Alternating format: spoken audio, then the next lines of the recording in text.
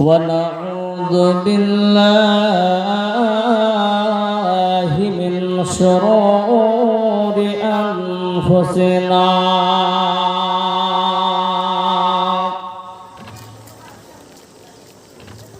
ومن سيئات أعمالنا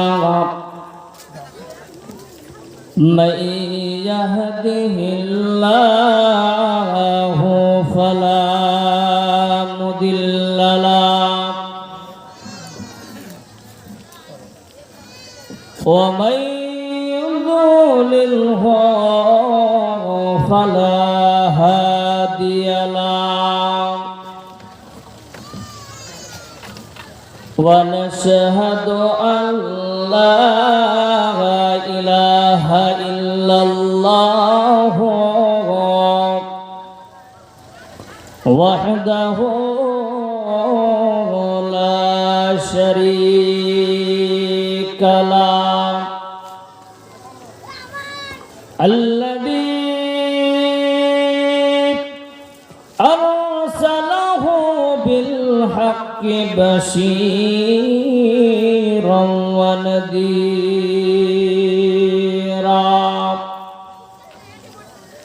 وداعيا إلى الله بإذنه وسراجا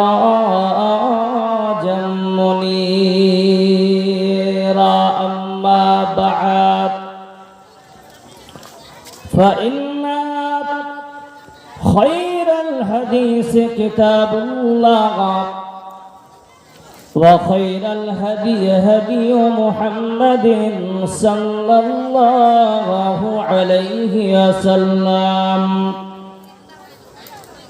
وشر الأمور محدثاتها وكل محدثة بدعة وكل بدعة ضلالة وكل ضلالة سبيلها إلى النار.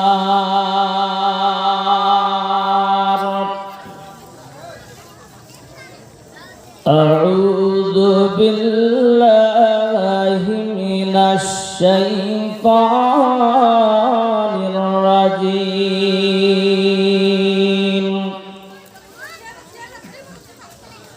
بسم الله الرحمن الرحيم. সবাই পড়েন তো আউযু বিল্লাহি মিনাশ শাইতানির রাজীম. বিসমিল্লাহির রাহমানির রাহিম.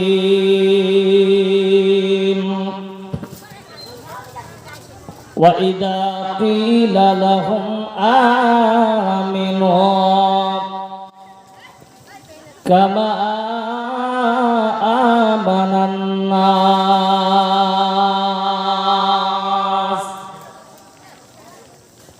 بسم الله الرحمن الرحيم.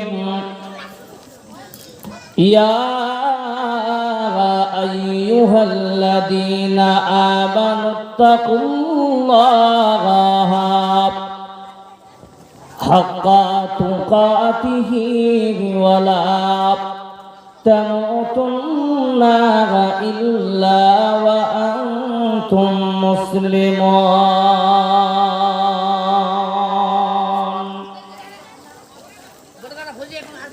وقال النبي صلى الله عليه وسلم عن أبي هريرة رضي الله تعالى عنه قال رسول الله صلى الله عليه وسلم من أكرم الناس فهو أتقاكم.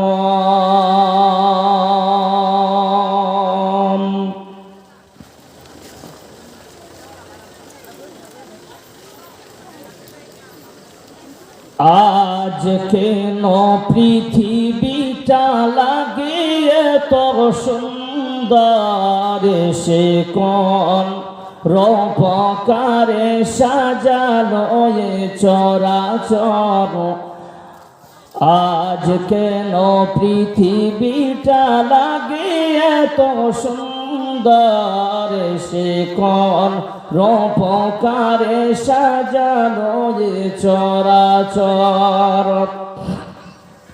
চারিদিকে নবরূপে করে ধরা জগৎ, সেই রূপ দেখে হয় আখি নয় সুশীতল, আখি নয় সুশীতল, আখি নয় সুশীতল। কেটে গেছে কত শীত নিশীতের দ্বিপ্রহরে, সে কোন রূপকারে সাজানো এ চরাচর, এসে কোন রূপকারে সাজানো এ চরাচর। আজ কেন পৃথিবীটা লাগে এত সুন্দর, সে কোন রূপকারে সাজানো এ চরাচর। বনে বনে ফুটে ফুল করে পাখি কলরব, সবখানে কেন এত আয়োজন উৎসব, আয়োজন উৎসব, আয়োজন উৎসব। গুঞ্জনে মুখরিত গোটা মোর প্রান্তরে, সে কোন রূপকারে সাজানো এ চরাচর। আজ কেন পৃথিবীটা লাগিয়ে তো সুন্দর, সে কোন রূপকারে সাজানো এ চরাচর। উপস্থিত মঞ্চ উপবিষ্ট যোগ্যতম আজকের সবার সভাপতি সাহেব, জাতির মুকুট ওলামায়ে হযরত, দূরদূরান্ত থেকে আগত মেহমানানে কেরাম, অত্র এলাকার আল্লাহ পাকের যাকিরিন শাকিরিন মুহিব্বিয়ানে ইদাম, পর্দার আড়ালে বসে থাকা মা ও বোনেরা, সমস্ত প্রশংসা সমস্ত তারিফ সেই মহান রব্বুল আলামিনের, যিনি আজ আপনাকে আমাকে সকলকে অত্যন্ত ভালোবেসে এই কোরআনী মাহফিলে আসার বসার পাশাপাশি কিছু আলেমকে বলার মতো, আপনাদেরকে শুনবার মতো যে মহান স্রষ্টা তৌফিক এনায়েত করেছেন, সেই মহান স্রষ্টার আমরা সকলে শুকরিয়া আদায় করব, প্রাণ ভরে বলি আলহামদুলিল্লাহ। লক্ষ্য করে দরুদ সালাম নাজিল হোক আপনার নবী, আমার নবী তথা বিশ্বের নবী জনাবে মুহাম্মদ রাসূলুল্লাহ, সকলে পড়ুন সাল্লাল্লাহু আলাইহি ওয়াসাল্লামের উপরে। আল্লাহুম্মা সাল্লি আলাইহি, আল্লাহুম্মা বারিক আলাইহি। লাল চা এসছে, লাল চা দিয়ে গেছে, আমাকে দেয়নি যে। আপনাদের সম্মুখে কোরআনের দুটি আয়াত তেলাওয়াত করেছি। আবু দাউদ শরীফ 2224 নম্বর একটি হাদিস আপনার সামনে রেখেছি। সময় খুব সংকীর্ণ, আর এই অল্প সময়ের মধ্যে কোরআন এবং হাদিসকে সামনে রেখে আমি আমার বক্তব্যকে ইতি করার চেষ্টা করব। মামা তৌফিক ইল্লা বিল্লাহ, রব্বি ইশরাহ লি সাদরি ওয়া ইয়াসসির লি আমরি ওয়াহলুল উকতাদাম মিন লিসানি ইয়াফকাহু কওলি। আপনারা এত যে ভালো মানুষ আমি জানি না, আমাকে বলতেই হলো না যে আপনারা একটু চুপ থাকেন, সব চুপচাপ হয়ে বসে আছে, মনে হচ্ছে সব আল্লাহর ফেরেশতা। বলুন আলহামদুলিল্লাহ। এটাই হচ্ছে আদব।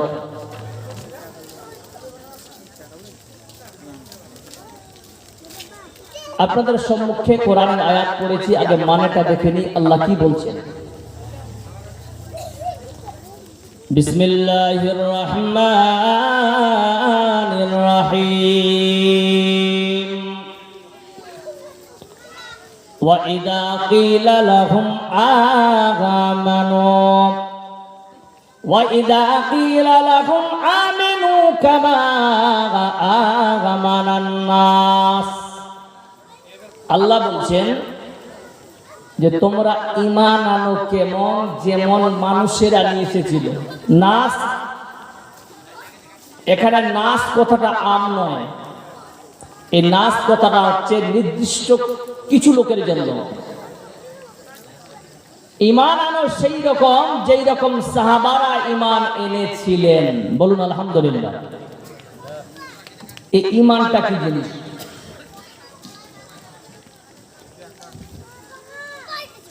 পৃথিবীতে সব জিনিসের বৈজ্ঞানিক বিজ্ঞান সংস্থা যারা, তারা বের করেছে কিছুটা। এটা উদাহরণ দিচ্ছি। এইদিকে আমরা বসে আছি পুরুষেরা, এদিকে আছে নারীরা। পুরুষের স্বাদ পুরুষ জানে না মেয়ে ছাড়া, ঠিক না বেটি বলছি ভাই? আর মেয়ের স্বাদ মেয়ে জানে না পুরুষ ছাড়া। এটা সারা পৃথিবীর বৈজ্ঞানিক মাথা নত করেছে যে এই জিনিসটা নিয়ে চিন্তা করে লাভ নাই, কারণ এটার মধ্যে কি জায়গা, কি স্বাদ আছে, এটা পুরুষরা জানে মেয়েদের ক্ষেত্রে, মেয়েরা জানে ছেলের ক্ষেত্রে। নাম্বার 1। নাম্বার 2, আপনি পুরো বডিটা যদি চিরেন তো আপনি কলিজা এবং ফেফড়া ইত্যাদি সব কিডনি থেকে নিয়ে আলাদা করে দেখতে পাবেন। পাওয়া যায় কি যায় না, জোরে বলেন। কিন্তু ঈমান একটা এমন জিনিস যেটা দেখা যায়, হানানা বলেন, দেখা যায়? দেখা যায় না। যেই জিনিসটা দেখা যায় না সেই জিনিসটা মানুষ কি করে অনুভব করে, নিজেকে বিলীন করে দিচ্ছে জমিনে। এটা কিন্তু মারাত্মক বিষয়। ঈমান একটা এমন বিষয়, মানুষ পাগলের মতো আল্লাহ রাস্তার দিকে ছুটবে। বলুন আলহামদুলিল্লাহ। এটাই সংক্ষিপ্ত সংজ্ঞা, এর থেকে আর বড় দিচ্ছি না। আল্লাহ বলছেন ঈমান আনতে হবে সেই রকম যেই রকম সাহাবারা এনেছিলেন। কেমন এনেছিলেন? আমর ইবনুল আস রাদিয়াল্লাহু তাআলা আনহু অন্তিম শয্যায়, মারজুল মউতে, তিনি তার ছেলেকে ডাকে বলছেন, বাবা, আমার যতগুলো বন্ধু বান্ধব আছে সকলকে তুমি একটু ডেকে আনো, আমি আর হয়তো দুনিয়াতে, যারা বলুন, আমি আর দুনিয়াতে বাঁচবো না। সমস্ত বন্ধুরা, আত্মীয় স্বজন পাশে দাঁড়ালেন। আমর ইবনুল আস বলছেন, ওগো রাসূলের সাহাবারা, ওগো আমার বন্ধুরা, ভালো করে হাদিসটা শুনুন।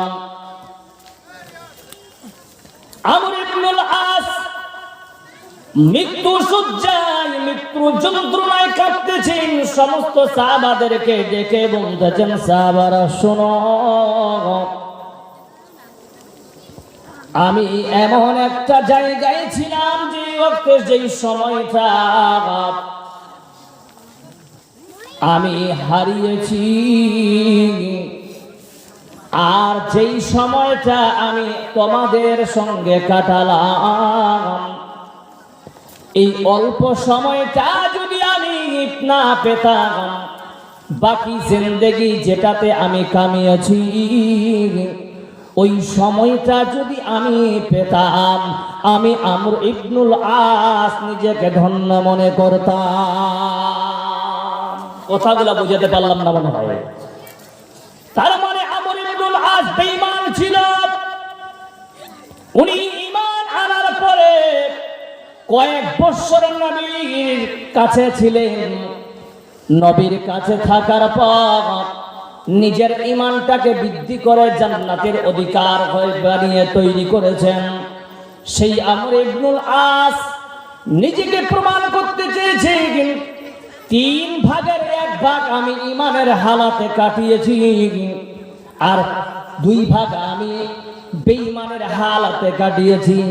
এই 2 ভাগের চেয়ে বেশি অংশ যদি আমি বেঈমান ছিলাম, সেই সময়টা যদি ঈমানের অবস্থায় কাটাতাম, নিজেকে ধন্য মনে করতাম। বলো নারে তাকবীর।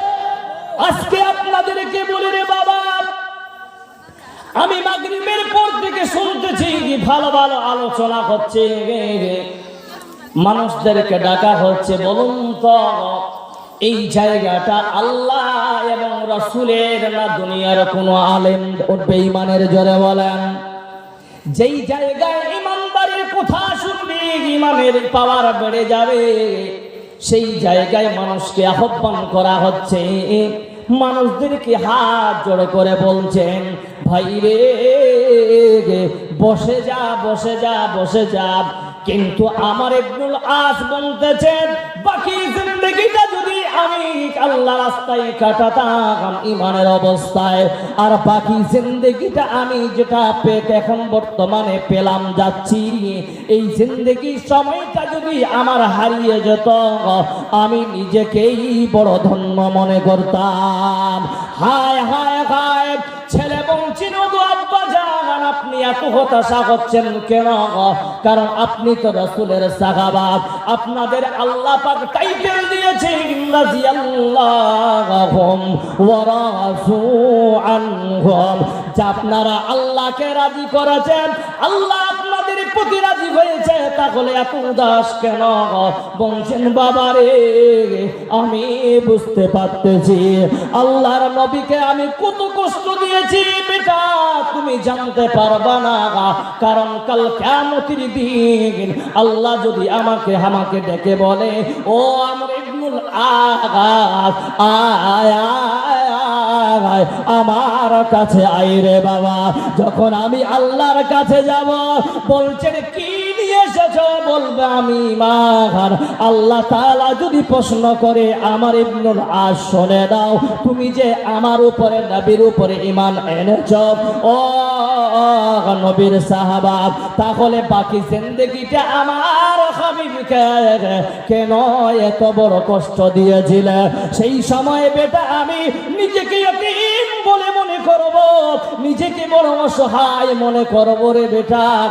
এই জন্য বলছিলাম, বেশিরভাগ জিন্দেগিটা যদি আমি আল্লাহ রাস্তায় কাটাতাম, নিজেকে আমি ধন্য মনে করতাম। এখন একটা মানুষ শুক্রবার নামাজ পড়ছে, ওর গরুনটা আল্লাহ কি ভাই ঠিক বলছি তো? শুক্রবার নামাজ পড়ছে, বাকি নামাজ পড়ে না, ওর ফের পাওয়ারটা বেশি। আর মসজিদে নতুন নতুন নামাজিরাই বেশি ঝগড়া করে, তাই না?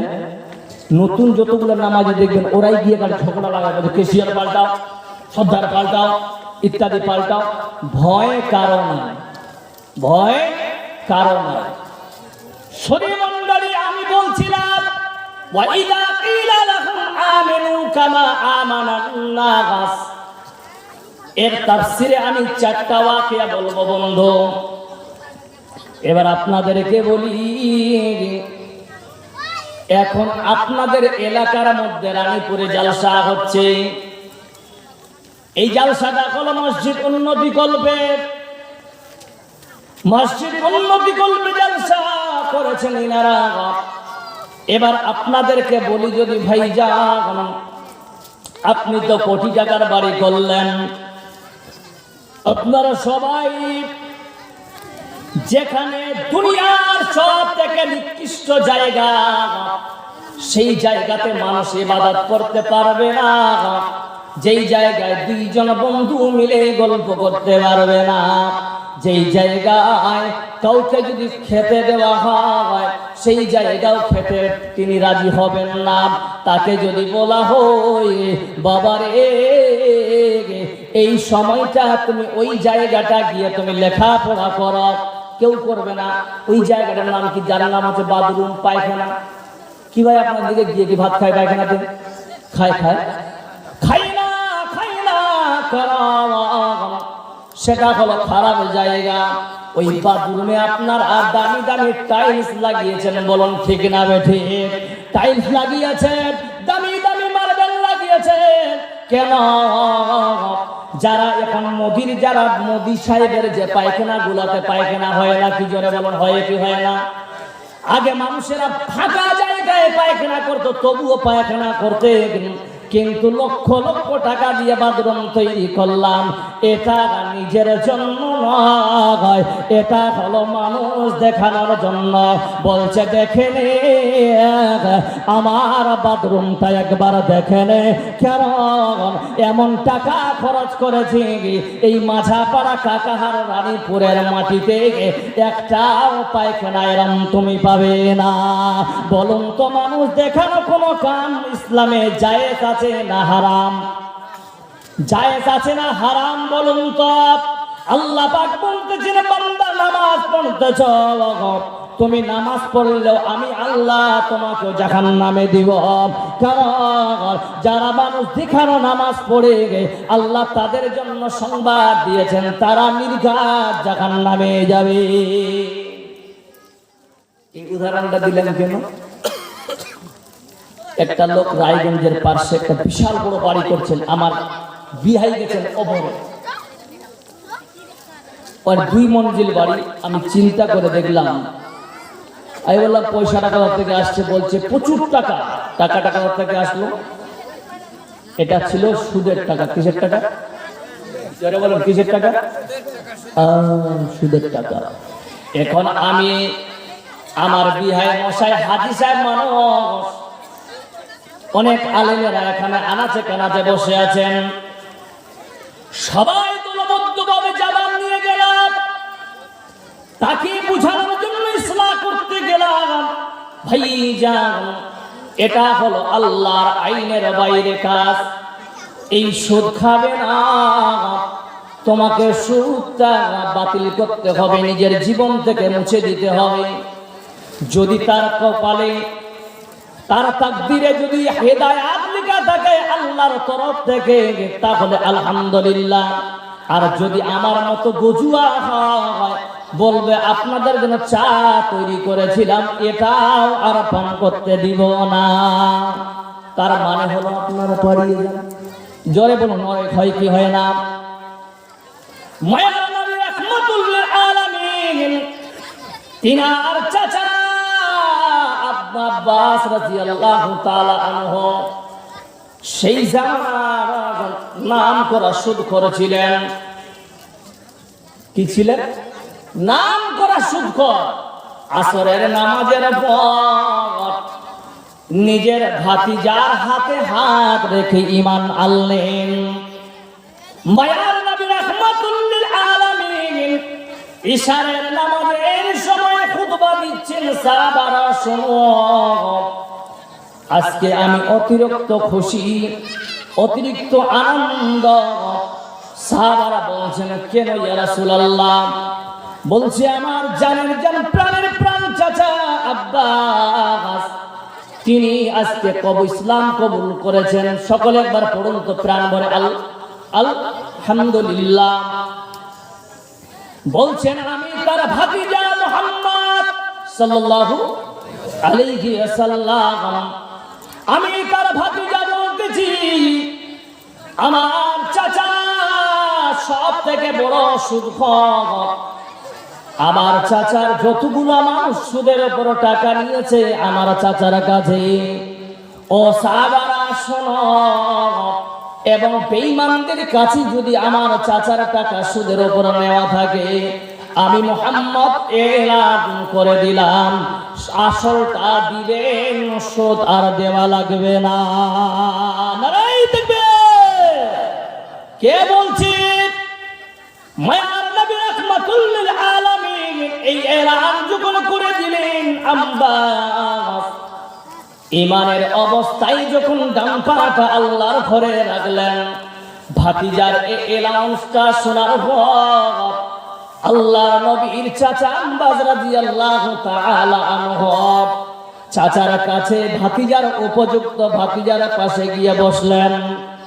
আল্লাহর নবীর খুতবা শেষে আব্বাস রাদিয়াল্লাহু তাআলা আনহু দাঁড়িয়ে গেলেন, আল্লাহর নবীকে বলছেন, ভাতিজা রে, ওগো আমাদের নবী, যদি পারমিশন আপনার হয় তাহলে আমি 2 মিনিট কথা বলতে পারি। বলছেন, হ্যাঁ চাচা, আমার বুকটা আজকে আপনি ভরিয়ে দিয়েছেন, 2 মিনিট কেন, আপনি আরো বেশি বলতে পারেন, বলুন সুবহানাল্লাহ। আব্বাস বলতেন, আমার সাহাবারা, ও আল্লাহর নবীর সাহাবারা, তোমাদেরকে অ্যানাউন্স করলাম, বাকি বেঈমানরাও যদি থাকো তোমরাও শুনে নাও। আমার ভাতিজা, আমি শুধু খেতাম এটাই বাস্তব কথা, কিন্তু আল্লাহর আইনের বাইরে ইমানদার চলতে পারে না। আল্লাহর আইনের বাইরে ইমানদার চলতে পারে না। ইমানদার যখন জমিনে চলবে, এক পা ফেলার পরে চিন্তা ভাবনা করবে, আমি দ্বিতীয় পা ফেলাবো, সেটা হালাল জায়গা না হারাম জায়গায়। এটাই হলো প্রকৃত ইমানের তাকাজা, এটাই হলো ইমানের একদম তাকাজা, এটাই ইমানের উদ্দেশ্য, এটাই ইমান বাঁচানোর তাকিদ। মানুষ দুনিয়া করে আল্লাহকে সন্তুষ্ট করে আল্লাহর জান্নাত লাভ করবে। আব্বাস বলতেছেন, ভাতিজা, তোমার পারমিশনে বলতেছি, তুমি সুদগুলো মাফ করেছ, আমি তোমার চাচা আব্বা আসলটাও মাফ করে দিলাম। নারায়ণ দেখবেন, আল্লাহর নবীর প্রেমে তারা নিজের জানকে কুরবান করেছে। আয়েশা রাদিয়াল্লাহু তাআলা আনহা তিনি বলতেছিলেন, ও সাহাবারা, কুরআন পড়েছো, ইউসুফ জুলেখার তোমরা ঘটনা শুনেছ, ওরে সাহাবা সাহাবিয়ারা শুনে নাও, আজকে ইউসুফের সৌন্দর্য দেখি বাকি মন্ত্রীর স্ত্রীরা আঙ্গুল কেটেছে। আমার নবীকে যদি একবার দেখে নিত, নিজের গর্দান কেটে রাজি হয়ে যেত। আমার ওই ইউসুফের দেখে তারা, তার সৌন্দর্য দেখে তারা আঙ্গুল কেটেছে। আমার নবীকে যদি দেখে নিত, নবীকে দেখার সঙ্গে সঙ্গে নিজের গর্দানটাও আল্লাহ রাস্তায় দিতে রাজি হয়ে যেত। সেই আব্বাস জান্নাতের অধিকারী হয়েছেন, কারণ আল্লাহর আইন মেনেছে। আর আজকে আপনারা আমরা সবাই সুদের কারবার ওপেন সিক্রেট চলছে। আচ্ছা আপনারা বলুন তো, হ্যাঁ না, কোথায় বলুন, সুদ আপনার দিকে আছে? হ্যাঁ না, জোরে বলতে হবে, হ্যাঁ না। যারা খায় ওরা চুপ করিয়ে আছে। শুনে রাখেন, যেহেতু বিষয়টা এসে গেছে, আল্লাহ পাক বলতেছেন, ওয়াহাল্লাল্লাহুল বায়া ওয়া হারামার রিবা, ব্যবসা বাণিজ্যকে আমি আল্লাহ হালাল করে দিয়েছি। ব্যবসা করে খাও, হালাল রূপে ব্যবসা করো, আমি আল্লাহ বরকত দান করব, বলুন আলহামদুলিল্লাহ। ওয়া হারামার রিবা, আর সুদকে আমি আল্লাহ চিরতরে হারাম করেছি। এই আয়াত পড়েছেন যখন আব্বাস শুনেছেন, নিজেকে পরিবর্তন করলেন, হ্যাঁ না বলেন, করেছেন। এবার যদি এখানে একজন দারু করে আসে, আর এসে যদি ইউটিউবার যেগুলা মোবাইল গুলা খেলাল পাঁচ নিয়ে আসে, এক পাশে বেড়ে চলে তামাল লাগে। ও মুসলমান বলো, ওই মাতালটাকে আপনারা কি করবেন? জোরে বলেন, কি করবেন? চুমা খাবেন? ওকে কি করে তারা যায়? দুটো পাছায় বাড়ি দিয়ে বলো, ভাত রান্ধবে। ভাত খেলে নি, এরা পোকা খেলাছে না। সুধী মন্ডলী, একজন দারুকুরকে আপনারা আল্লাহ মেরে বের করলেন কোরআনের মাহফিল থেকে। কিন্তু বন্ধুরে, একজন ব্যক্তি যদি দারু খায়, প্রথমবার দারু যদি খায়, নিজেকে স্বীকৃতি দেয়, বলে হ্যাঁ খেয়েছি, কোরআনে আছে 80 কোরআন মেরে বের করে দাও, মাফ, তওবা করতে হবে। কিন্তু একজন ব্যক্তি সুদ যদি খায়, সুদের 73টা স্তর আছে। কয়টা বললাম? 73, মানে 73টা। 73 স্তরের মধ্যে নিম্নতম স্তর হলো নিজের মায়ের সঙ্গে 33 বার জেনা করার সমতুল্য গুনাহ। বুঝতে পারছেন কথাগুলো? নিজের মায়ের সঙ্গে 33 বার গুনাহ করার সমতুল্য গুনাহ। আজকে আপনাদের কাছে আমি বক্তব্য দিতে এসেছি। মাগরিবের আগে আপনাদের গ্রামের ইমাম সাহেব আমাকে ফোন করে বলছে, মাওলানা সাহেব আপনাকে আর আমাদের গ্রামে জলসা করতে আসতে হবে না। কেন? বলছেন আমরা এই মুহূর্তে শুনতে পেলাম আপনি নাকি নিজের মায়ের সঙ্গে জেনা করেছেন, আপনি নাকি অন্য মেয়ের সঙ্গে জেনা করেছেন। মাকে বাদ দিয়ে অন্য মেয়ের সঙ্গে জেনা কথাটা যেমনি শুনেছে রানীপুর কমিটিরা আমাকে বাতিল করেছে। কেন? কারণ আমার মতো একজন আলেম মানুষ কি করে জেনা রাস্তায় যেতে পারে? বন্ধুরে, ওই বক্তাটাকে আপনি যদি না জেনে এখানে নিয়ে আসেন, তাহলে পরে জানতে পারলে বলবেন হায় হায় হায় কি করলাম। এমন একটা জেনা করা বক্তাকে নিয়ে এসেছিলাম যে আমাদের পবিত্র স্টেজে উঠে অপবিত্র হয় আল্লাহর বাণী কি করে শোনালাম। এটা আপনার বিবেক মেনে নিবে না, আপনার বিবেক মানবে না। সমাজে যে কোনো জায়গায় যদি আমাকে দেখেন, আমাকে ভালো করে অন্তরের অন্তরঙ্গের সঙ্গে মিল থাকবে না, কোনোদিন সালাম করতেও আপনার ইচ্ছা হবে না। বন্ধুরে, এটা আপনার বিবেক আপনি সাক্ষী দিতেছে। কিন্তু একটা সুদখোরকে আপনি বানিয়েছেন মসজিদের সেক্রেটারি, মসজিদের ক্যাশিয়ার বানিয়েছেন, আবার মাদ্রাসা মসজিদের ক্যাশিয়ার সেক্রেটারি বানাচ্ছেন, যেই প্রতিদিন মতো মুহূর্ত সুদ করে কাতারে এসে তিনি নিজের মায়ের সঙ্গে 33 বার জেনা করার মতো জেনা করতেছে। তাকে আপনারা স্টেজে শুধু নয় জালসার প্রধান অতিথি হিসাবে রাখছেন। বলুন ঠিক না বেঠি? এটা কি বাদ দেওয়া যাবে? ইনশাআল্লাহ সকলে হাত তুলে বলুন ইনশাআল্লাহ সুদের জায়গায় যাব না। কে কে যাবেন হাত খাড়া করেন তো ইনশাআল্লাহ। কে কে সুদ খাবো না হাত খাড়া করে দেন, আল্লাহ সাক্ষী আছে কবুল করো। সকলে হাত উঠান, সবাই একটা বাদ যাবে না। মোর জালসা শুরু হয়ে হাত খারাপ করবে, তোমাকে ব্যায়াম করো না। সুতিবার বুদ্ধি সুদী মণ্ডলী, আব্বাস রাদিয়াল্লাহু তাআলা আনহু এই আয়াতের মধ্যে আপনারা দেখেন আল্লাহর নবী জিহাদের প্রান্তরে যাচ্ছেন। রাস্তায় গিয়ে যেতে যেতে হঠাৎ করে এক জায়গায় আল্লাহর নবী দাঁড়িয়ে গেলেন। বলছেন সাহাবারা, বলছেন এখানে খেমা গাড়া, তাবু এখানে রেডি করো। তাবু গড়া সবাই তৈরি হয়ে গেল। বলছে রান্না চাপা। রান্না যখন চাপানো শুরু হলো, আল্লাহর নবীকে এসে বলছেন ইয়া রাসূলুল্লাহ, রান্না চাপাতে বলছেন খাবারে কি মেনু হবে? বলছেন কিছু নাই। বলেন না। বলছেন ঘোড়া আছে, ঘোড়াটা জবাই করো, ঘোড়াটা জবাই করো। ঘোড়া নয় গাধা। সেই সময় গাধা জায়েজ ছিল, আর নিকায় মুতা জায়েজ ছিল। সুধী মণ্ডলী, ঘোড়াটা সুন্নাত মোতাবিক, গাধাটা সুন্নাত মোতাবিক জবাই করা হলো। মাংসগুলো পিস পিস করা হলো। তারপরে হান্ডিতে চাপানো হলো। চাপানোর পর এবার একটা একটা করে যখন মাংসগুলো সিদ্ধ হতে লেগেছে, যখন গরম মশলার গন্ধ নাকে আসবে, বলুন তো কখন হবে, কখন খাবো? এটা মনে হয় কি হয় না? হয় কি?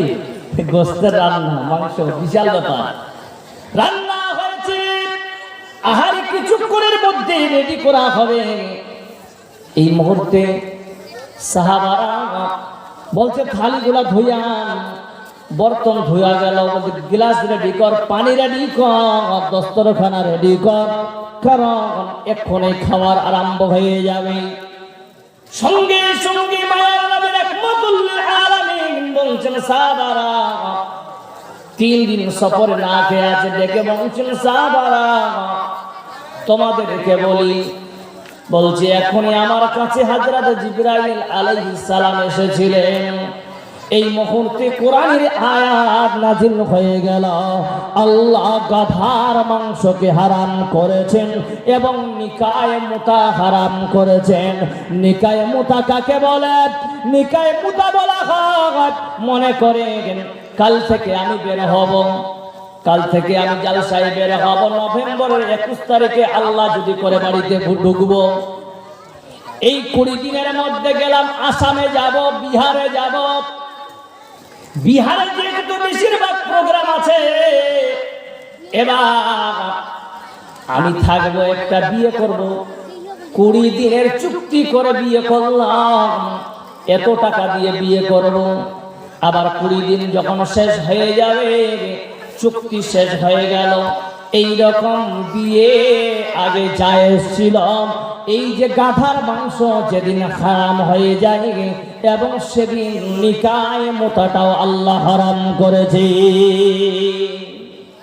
সাহাবারা বলল,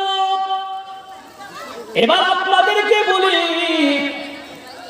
ভাইজান সুদটা ছাড়েন, ভাই রে হারাম কাজটা ছেড়ে দেন। বলছেন মৌলভী সাহেব, সামনে শুক্রবারের দিন আসো, আপনাকে সাক্ষী রেখে বলতেছি আল্লাহর কসম করে, আমি শুক্রবারে ভালো মানুষ হয়ে যাব, যত খারাপ কাম করতেছিলাম সব বাতিল করব। আল্লাহ বলছেন ইমানদারের পরিচয় এটা নয়, ইমানদার শুনবে আমলে লেগে যাবে। আজ না কই কাল তুমি যাইবা কবরে, যাবার সময় দেখবে চেয়ে গো তোমার সবই দইবি পড়ে, যাবার সময় দেখবে চেয়ে গো। জোরে বলুন নারে তাকবীর। শুধু ইমানদারি, গাধার মাংস হারাম হয়ে গেল, সাহাবারা চুল পরিমাণ কেউ কিছু বলল না। এমন তো মানুষ আছে, আজকে জালসার রান্না বান্না হচ্ছে, বলছে ভাই শোনো, আবন তো খাবেন না, বলেন কি বলেন, আর যা খাবো একসঙ্গে না। পেটুক মানুষ ওই সাইড করে যায়, কজন লোকলা আছে কিনা, ফট করে থালকা ঢুকে দিয়ে বাইরে চলে দিই। এরকম হয় কি হয় না? আছে, আছে, আছে। তো অনুরূপ ওইভাবে সাহাবারা করতে পারতেন, যেহেতু নবী করিম সাল্লাল্লাহু আলাইহি ওয়াসাল্লাম অন্য খেমাতে বসে আছেন তাবুতে, সাহাবাদের 3 দিনের ক্ষুধা নিয়ে আছেন। ওরা চাইলে, যারা রান্না করতো, অনলি বাবুর্চি ছিলেন, ওরা চাইলে খেতে পারতো। এক পিস চেখে দেখি কেমন হয়েছে। কি ভাই কথাগুলো বুঝে আসছে? যখনই আল্লাহর কোরআন নাযিল হয়ে গেছে এটা হারাম, সঙ্গে সঙ্গে হান্ডি শুদ্ধ ফেলে দিয়ে, যে হান্ডিতে আল্লাহর কোরআনের হারাম জিনিস তৈরি হবে, সেই হান্ডিটাও দুনিয়াতে থাকার কোনো অধিকার, জোরে বলুন, অধিকার রাখে না। এটা ছিল আল্লাহর সাহাবাদের ঈমান। আর আমরা কি করতেছি? তবলিগ ভাইরা গিয়ে বলছে ভাই নামাজ পড়ুন, বলছে আপনি চলেন তো আমি আসছি। কত ধোঁকাবাজ ঈমান! শোনেন, মুসলমানদের মধ্যে পৃথিবীতে যতগুলো জাতি আছে, যতগুলো ধর্মের সঙ্গে সম্পর্ক, সব থেকে ইসলাম চর্চা মুসলমানদের ব্যতীত কোন ধর্মে হয় না। বলুন নারায়ে তাকবীর। প্রমাণ নেবেন? প্রত্যেক শুক্রবার 56টা শুক্রবার বাৎসরিক নাকি? জি ভাই, 56টা তো না 54টা? 52টা 53টা হয়, কোনদিন 51টা হয়, যাই হোক কম বেশি হতে থাকে। এই যে 52টা জুমার দিন পাচ্ছেন, জুমার দিন মৌলবীগুলো গান শোনায় না, খুতবা শোনায়? খুতবা শোনায় কি শোনায় না? ওরা বেশিরভাগ কি আলোচনা করে বলেন তো? নামাজ পড়ে। কি বলে? সবাই বলে নামাজ কি পড়ে? নামাজ পড়ে। নবী করিম সাল্লাল্লাহু আলাইহি ওয়াসাল্লাম মওতের আগে এই ভাষাটাই ছিল, আসসালাত আসসালাত আমা মালাকাত আইমানুকুম। এই ইমানদারেরা, তোমরা নামাজ পড়ো, নামাজ, নামাজ ছেড়ে দিও না। এই সালাত যদি আমরা সঠিকভাবে আদায় না করি, বন্ধু কোথায় গিয়ে দাঁড়াবো? একটু ভেবেছে? ইমাম সাহেব প্রতি শুক্রবার আপনাদের কাছে তাকিদ করে কোরআন দিয়ে আর আপনারা চায়ের দোকানে গিয়ে কি বলছেন জানেন?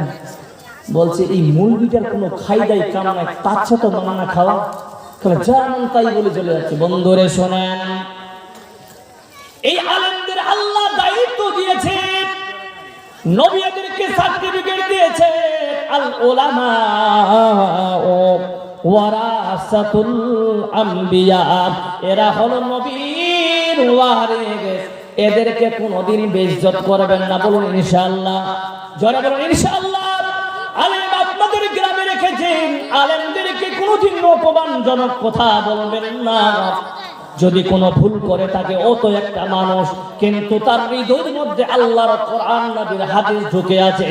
ওকে অপমান করা মানে আল্লাহ এবং রাসূলকে অপমান করা। কোন মানুষ খালে মৌলবীটাকে একবার চা খুলেছে, খালা কই গল আছে যে আমার গ্রামে মৌলবীটার পিটু যখন দেখা পায় তখন চা খাওয়া চায়। বলে কি বলে না ভাই, এটা মনে হয় কি জানেন, উন্না দেয়া মানুষকে মুই পছন্দ করো না। একবার কিরে শতবার বকবি বলে কি মানুষ, ওসমানটি চা খাওয়ার থেকে বিষ খাওয়াটা অনেক ভালো। বুঝতে পারছেন আমার কথা? মাদেরকে বলে মায়েরা শুনুন, হাজারটা জালসা আপনারা শুনেছেন, দেখেন আপনারা আজকে আমার মা বোনেরা বসে আছে, মনে হচ্ছে এরা সব আল্লাহর জান্নাতে যাবে।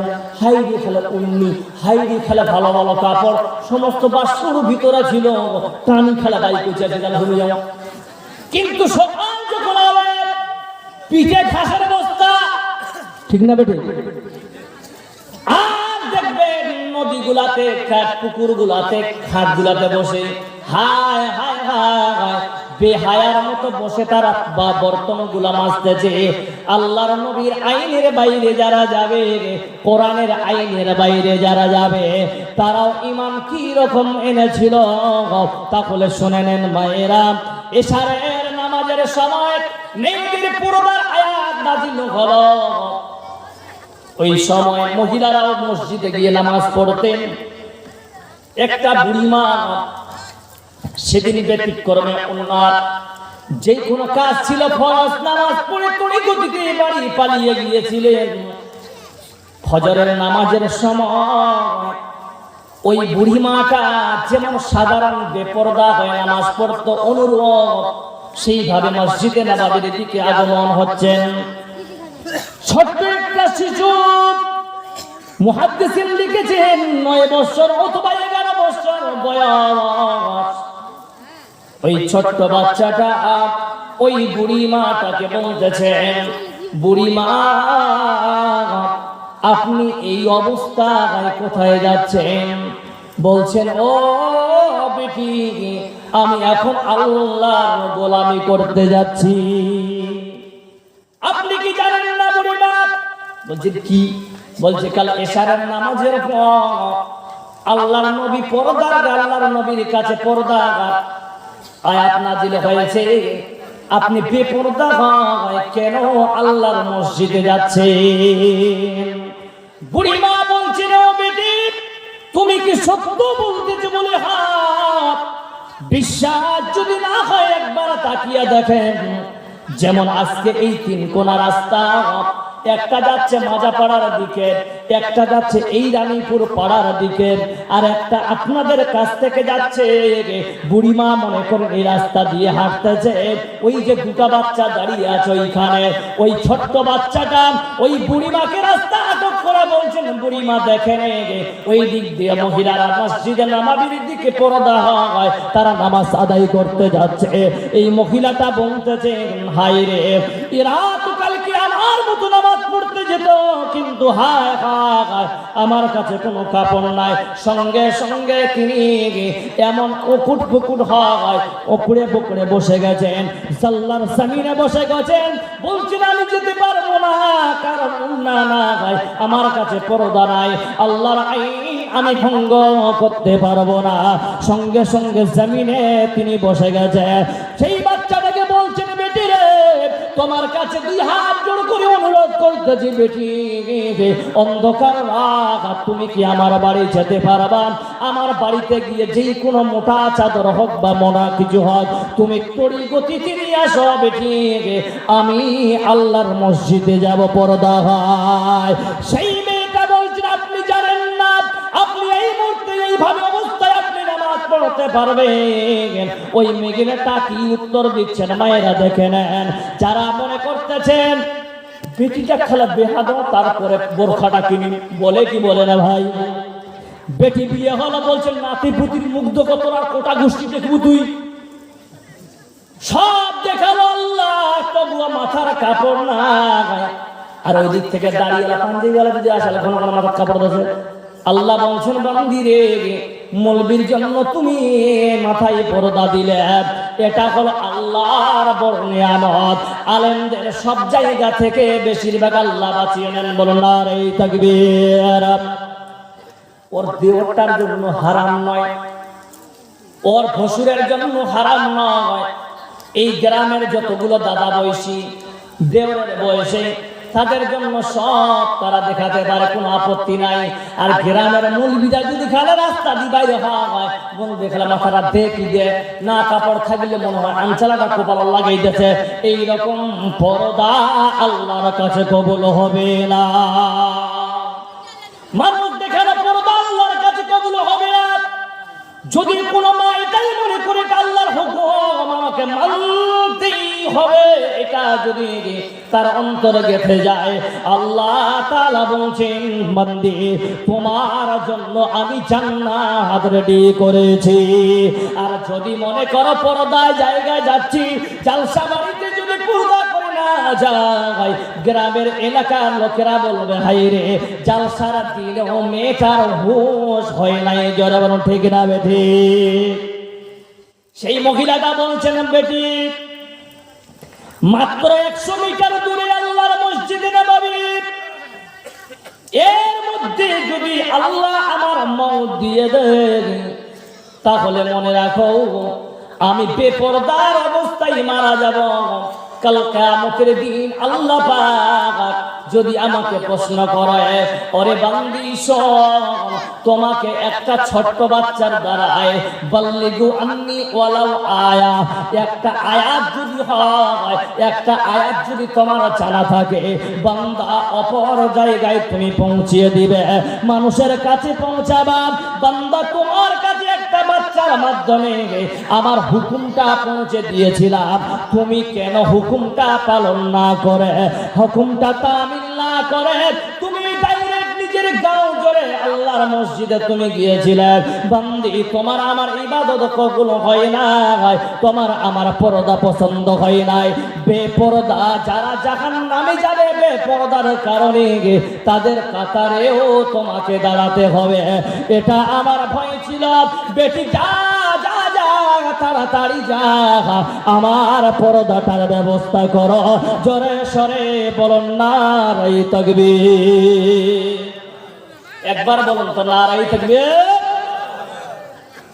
মাদেরকে বলে রে বাপ, আপনাদেরকে আল্লাহ বিশাল পাওয়ার দিয়েছে, বিশাল পাওয়ার দিয়েছে। এবার আপনাদেরকে দুইজনের মধ্যে কম্প্রোমাইজ করাচ্ছি, দেখে নেন। এখানে আমার থেকে আপনারা অনেক জ্ঞানীরা বসে আছেন, বলুন তো যারা বয়স হয়ে গেছে এখন অব্দি 4-5 সালের বাবা হয়েছেন আপনারা, কেউ আবার বেশি হয়েছেন। ও বাপজি বলুন তো কোনদিন আপনার স্ত্রীকে আপনার হাত দুটা ধরে বলেছে স্বামী আমি আগে মরতে চাই? প্রশ্ন করলেন কেন? বলছেন স্বামী রে আমি যদি মরে যাই তুমি আমার কবরে যেতে পারবা, জিয়ারতের খাতিরে তুমি আমার জন্য আল্লাহর কাছে মাগফিরাত করবা। আর আল্লাহ স্বামীকে স্ত্রীর জন্য হাদিসে লিখেছে ওয়াতাআত বালাহা, স্বামীর সেবা কর। আল্লাহর নবীর পবিত্র জবান থেকে বেরিয়েছে, আর নবীর পবিত্র জবান থেকে যেটা বেরিয়েছে সেটা হলো জান্নাত যাওয়ার রাস্তার কারণ। আপনাকে কেউ বলেছে যে আমি আগে মরব? এখন হচ্ছে উল্টা, বলছে বুড়াটা মরে না কেন, যদি মরে মোহনার টাকাটা আমি অন্যজন কাছে দেখা করি, হয় কি হয় না? এই জন্য বলে আপনাদের স্ত্রী কোনোদিন বলেনি, আর যারা ডিমান্ড নিয়ে বিয়ে করেছেন ওর বহুলাটা একদম তেজা ঝালার থেকে বেশি পাওয়া নাকি, এটাও হারাম। ডিমান্ডটা হালাল না হারাম জোরে বলে।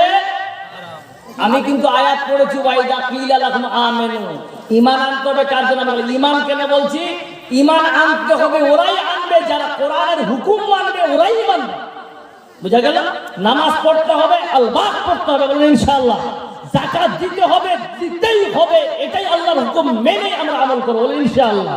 পর্দা করতে হবে, করতেই হবে, তাছাড়া জাহান্নামে যেতে হবে। এইরকম ভয় যদি থাকে এলাকায়, আর কোন মহিলা বেপরদায় ঘুরবে, আর হানানা বলেন ঘুরবে, কেউ ঘুরবে, তখন খালা চেঙ্গালা প্রস্তাব দেয়া, আরে ওর ভূটাকে একবার ভূতটা দেখা পাবো, এরকম ভয় কি হয় না? একটা উদাহরণ দিচ্ছি। ইপকে দিতে আপনার কিনে দেওয়া বলছি, এবার পাওয়ারটা দেখেছেন? তোর বাপ বোধ হয় ইমেলে আসলে শুধু মন্ডলী। এবার দেখেন আল্লাহর কোরআন দেখেন, বিসমিল্লাহির রহমানির রহিম,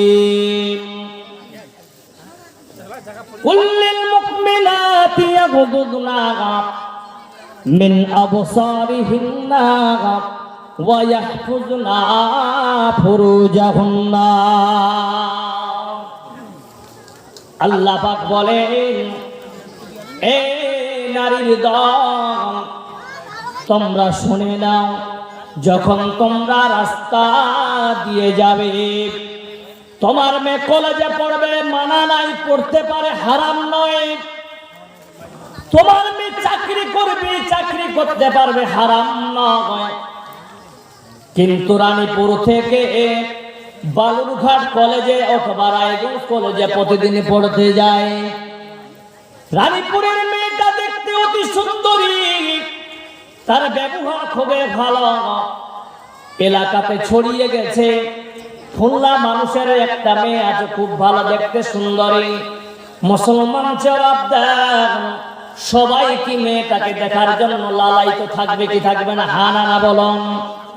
ভালো জিনিসের কদর সব জায়গায় বেশি, কারণ মানুষ ভালোটাকে তাড়াতাড়ি বেশি ভালোবাসে, কারণ ভালোর মধ্যে এমন একটা জিনিস আছে যারা বাইগন কামায় দেখেছেন, পোকা বাইগন লাউরা বেশি খায়, আর ভালো বাইগন লাভে চিবানি যায়। যদি গদের প্রশ্ন করেন কেন, বলছেন আল্লাহ বলেছেন খারাপ জিনিসগুলো একটু একটু হলো খাও, তার মানে তো উত্তর নাই।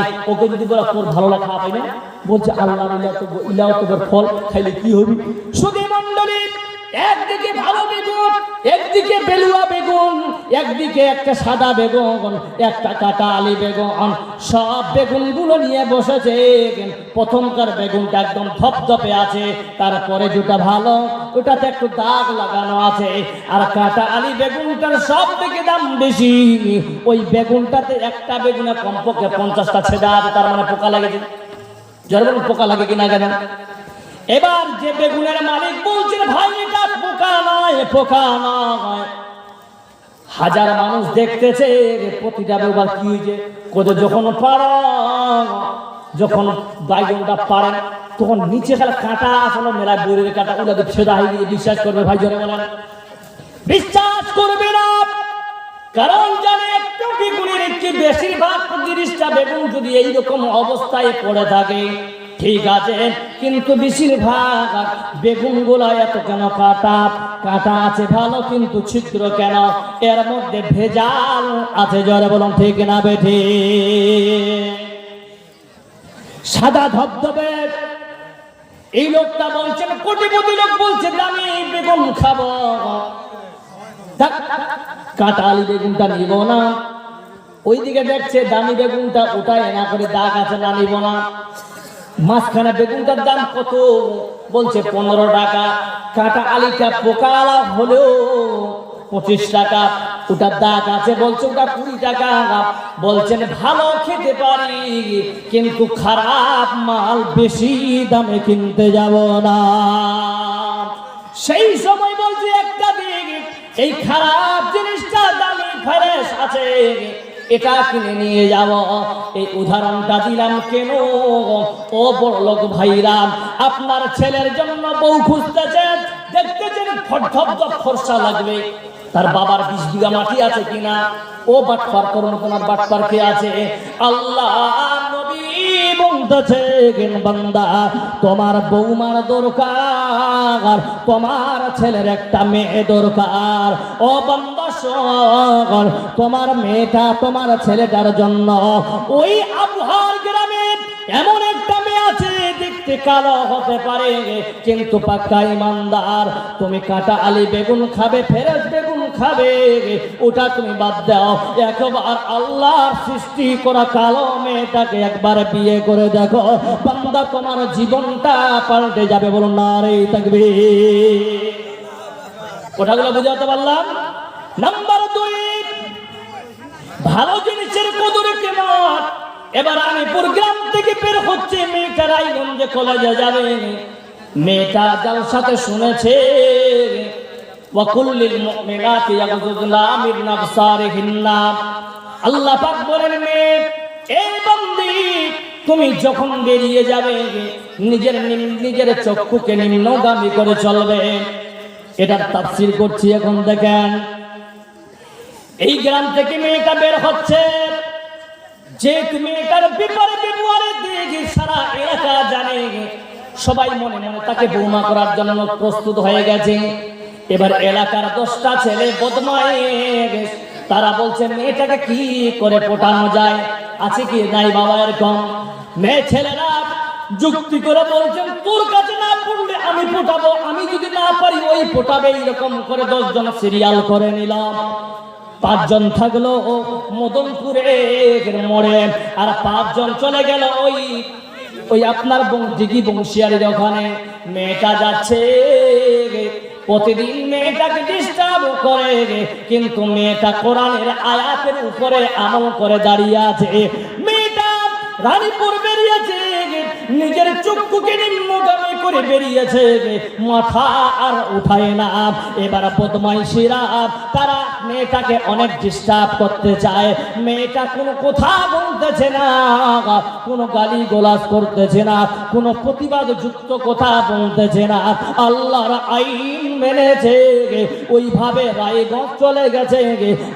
আবার সময় আসতে যখন চেয়েছে, জটটিকি থেকে নিয়ে ওই রায়গঞ্জ থেকে জটটিকি পর্যন্ত নিম্নগামী করে এসেছে। আবার যখন জটটিকি থেকে আসতেছে, নিজের চক্ষুকে নিম্নগামী করে রানীপুরের মাটিতে ঢুকতেছে। ঢুকতে ঢুকতে ঢুকতে নিজের বাড়ির প্রবেশ করেছে। আল্লাহ বলছেন বান্দি দেখে রে, তুমি আমার আইনের উপরে আমল করেছ, বান্দি তোমাকে আমি কেমন রক্ষা করি দেখে নাও। বান্দি 1 দিন নয়, 2 দিন নয়, 10 দিন যদি ছেলেরা দেখতে পায় মেয়েটা কথা বলছে না, মেয়েটা কোনো কি হয়েছে আপনাদের বিয়ে হয় তালি করবো কোন বাড়ি নেই,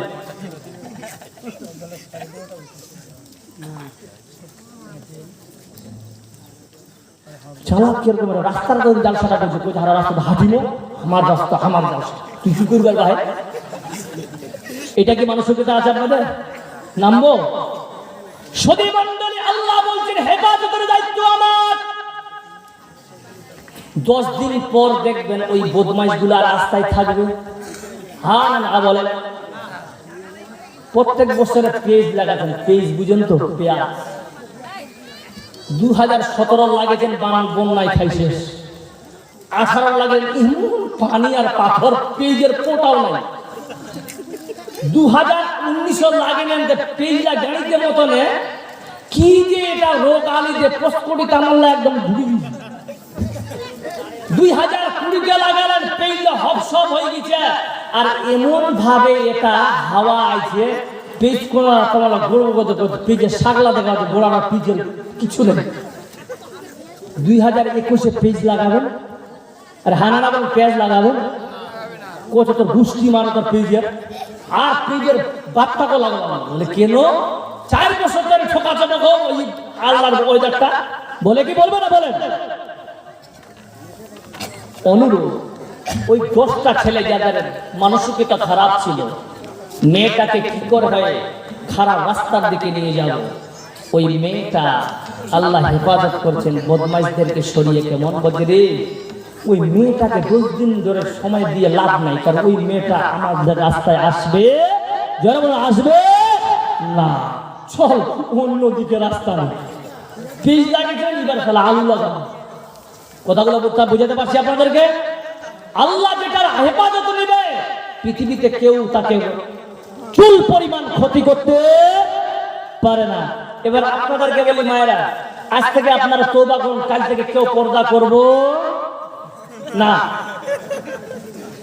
নাকি পর্দা করবেন ইনশাআল্লাহ আপনারা আস্তে করে বলবেন এবার আপনাদেরকে বলি এরা কিন্তু ভুলে যাবার জাতি এরা ভুলে যাবেই বাস্তব যিনারা স্বামী আছেন তাদেরকে বলছি আপনারা আপনাদের স্ত্রীকে বোরখা কিনে দিবেন ইনশাআল্লাহ কোথায় বলো না মুরবুড়ো কালকে দেখবি এরকম মানসিকতা আছে কি আপনাদের সবাই হাত খাড়া করেন ইনশাআল্লাহ পর্দা কিনে দিব যখন হাত খাড়া করেন বলবাই দেখবে যারা যারা খাড়া করেন তারা কি চাইছেন আমার বউলা বেপরদা থাকুক জাহান্নামে যাবে না আমি বলি না আল্লাহ হাদিস নিয়ে আসতেছি আমি এখনই যে একটা মহিলা জাহান্নামে গেলে আপনাদের পুরুষদেরকে 4 জন জাহান্নামে নিয়ে যাবে এটি আর কি কথা নয় সবাই 2 হাত খাড়া করেন ইনশাআল্লাহ কিনে দিব 2 হাত খাড়া করে আল্লাহ সাক্ষী আছে আল্লাহ দিবে ফয়সালা করবে কিনে হাত খাড়া করবেন ভয়তে সবাই কিনে দিব বোরখা মেয়েদের সম্মান করবেন সমস্ত যুবকদেরকে বলছি তোমার বিবেক কি সাক্ষী দিচ্ছে না একবার যে মেয়েটাকে আমি খারাপ দৃশ্যে দেখতে যাচ্ছি আমার যদি বোন হতো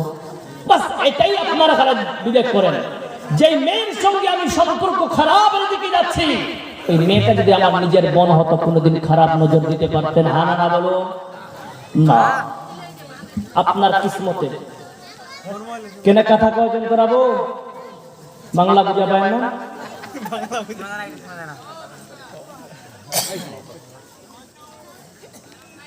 কোচে हमारा যদি কথা না করতে পারে মুজিবি কোদি এটা আমার পেশা তো কহ তোরা কিন্তু তোরা চোখ কানলা খুলি রাখো মুখটা বন্ধ রাখে যত চিল্লা মানা নাকি এবার আসি দ্বিতীয় নাম্বার পর্দা আল তিরমিজি শরীফের হাদিস আল মারাতু আওরাতুন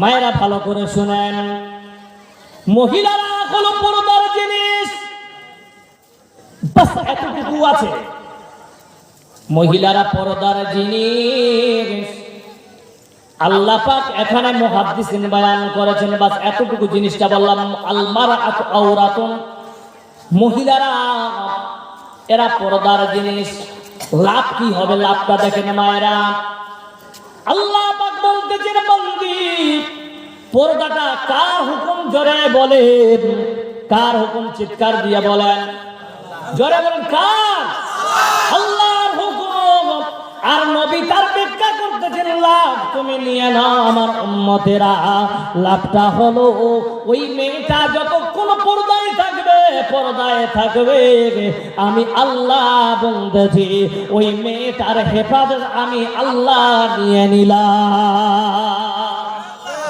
সুবহানাল্লাহ বলেন এটা ইয়ার কি হাদিস নয় আল মারআতু আওরাতুল মারআত মানে মহিলা আওরাতুন আওরাত শব্দটা উর্দু আরবি ভাষা আওরাত মানে হলো পর্দা যতক্ষণ পর্দায় থাকবে ততক্ষণ আল্লাহ বলছেন বান্দি চিন্তা করিস না আমি আল্লাহ তোমার দুনিয়াতে দায়িত্ব নিয়ে নিলাম তোমাকে কেউ বেঈমান খারাপ নজরে দিতে পাবে না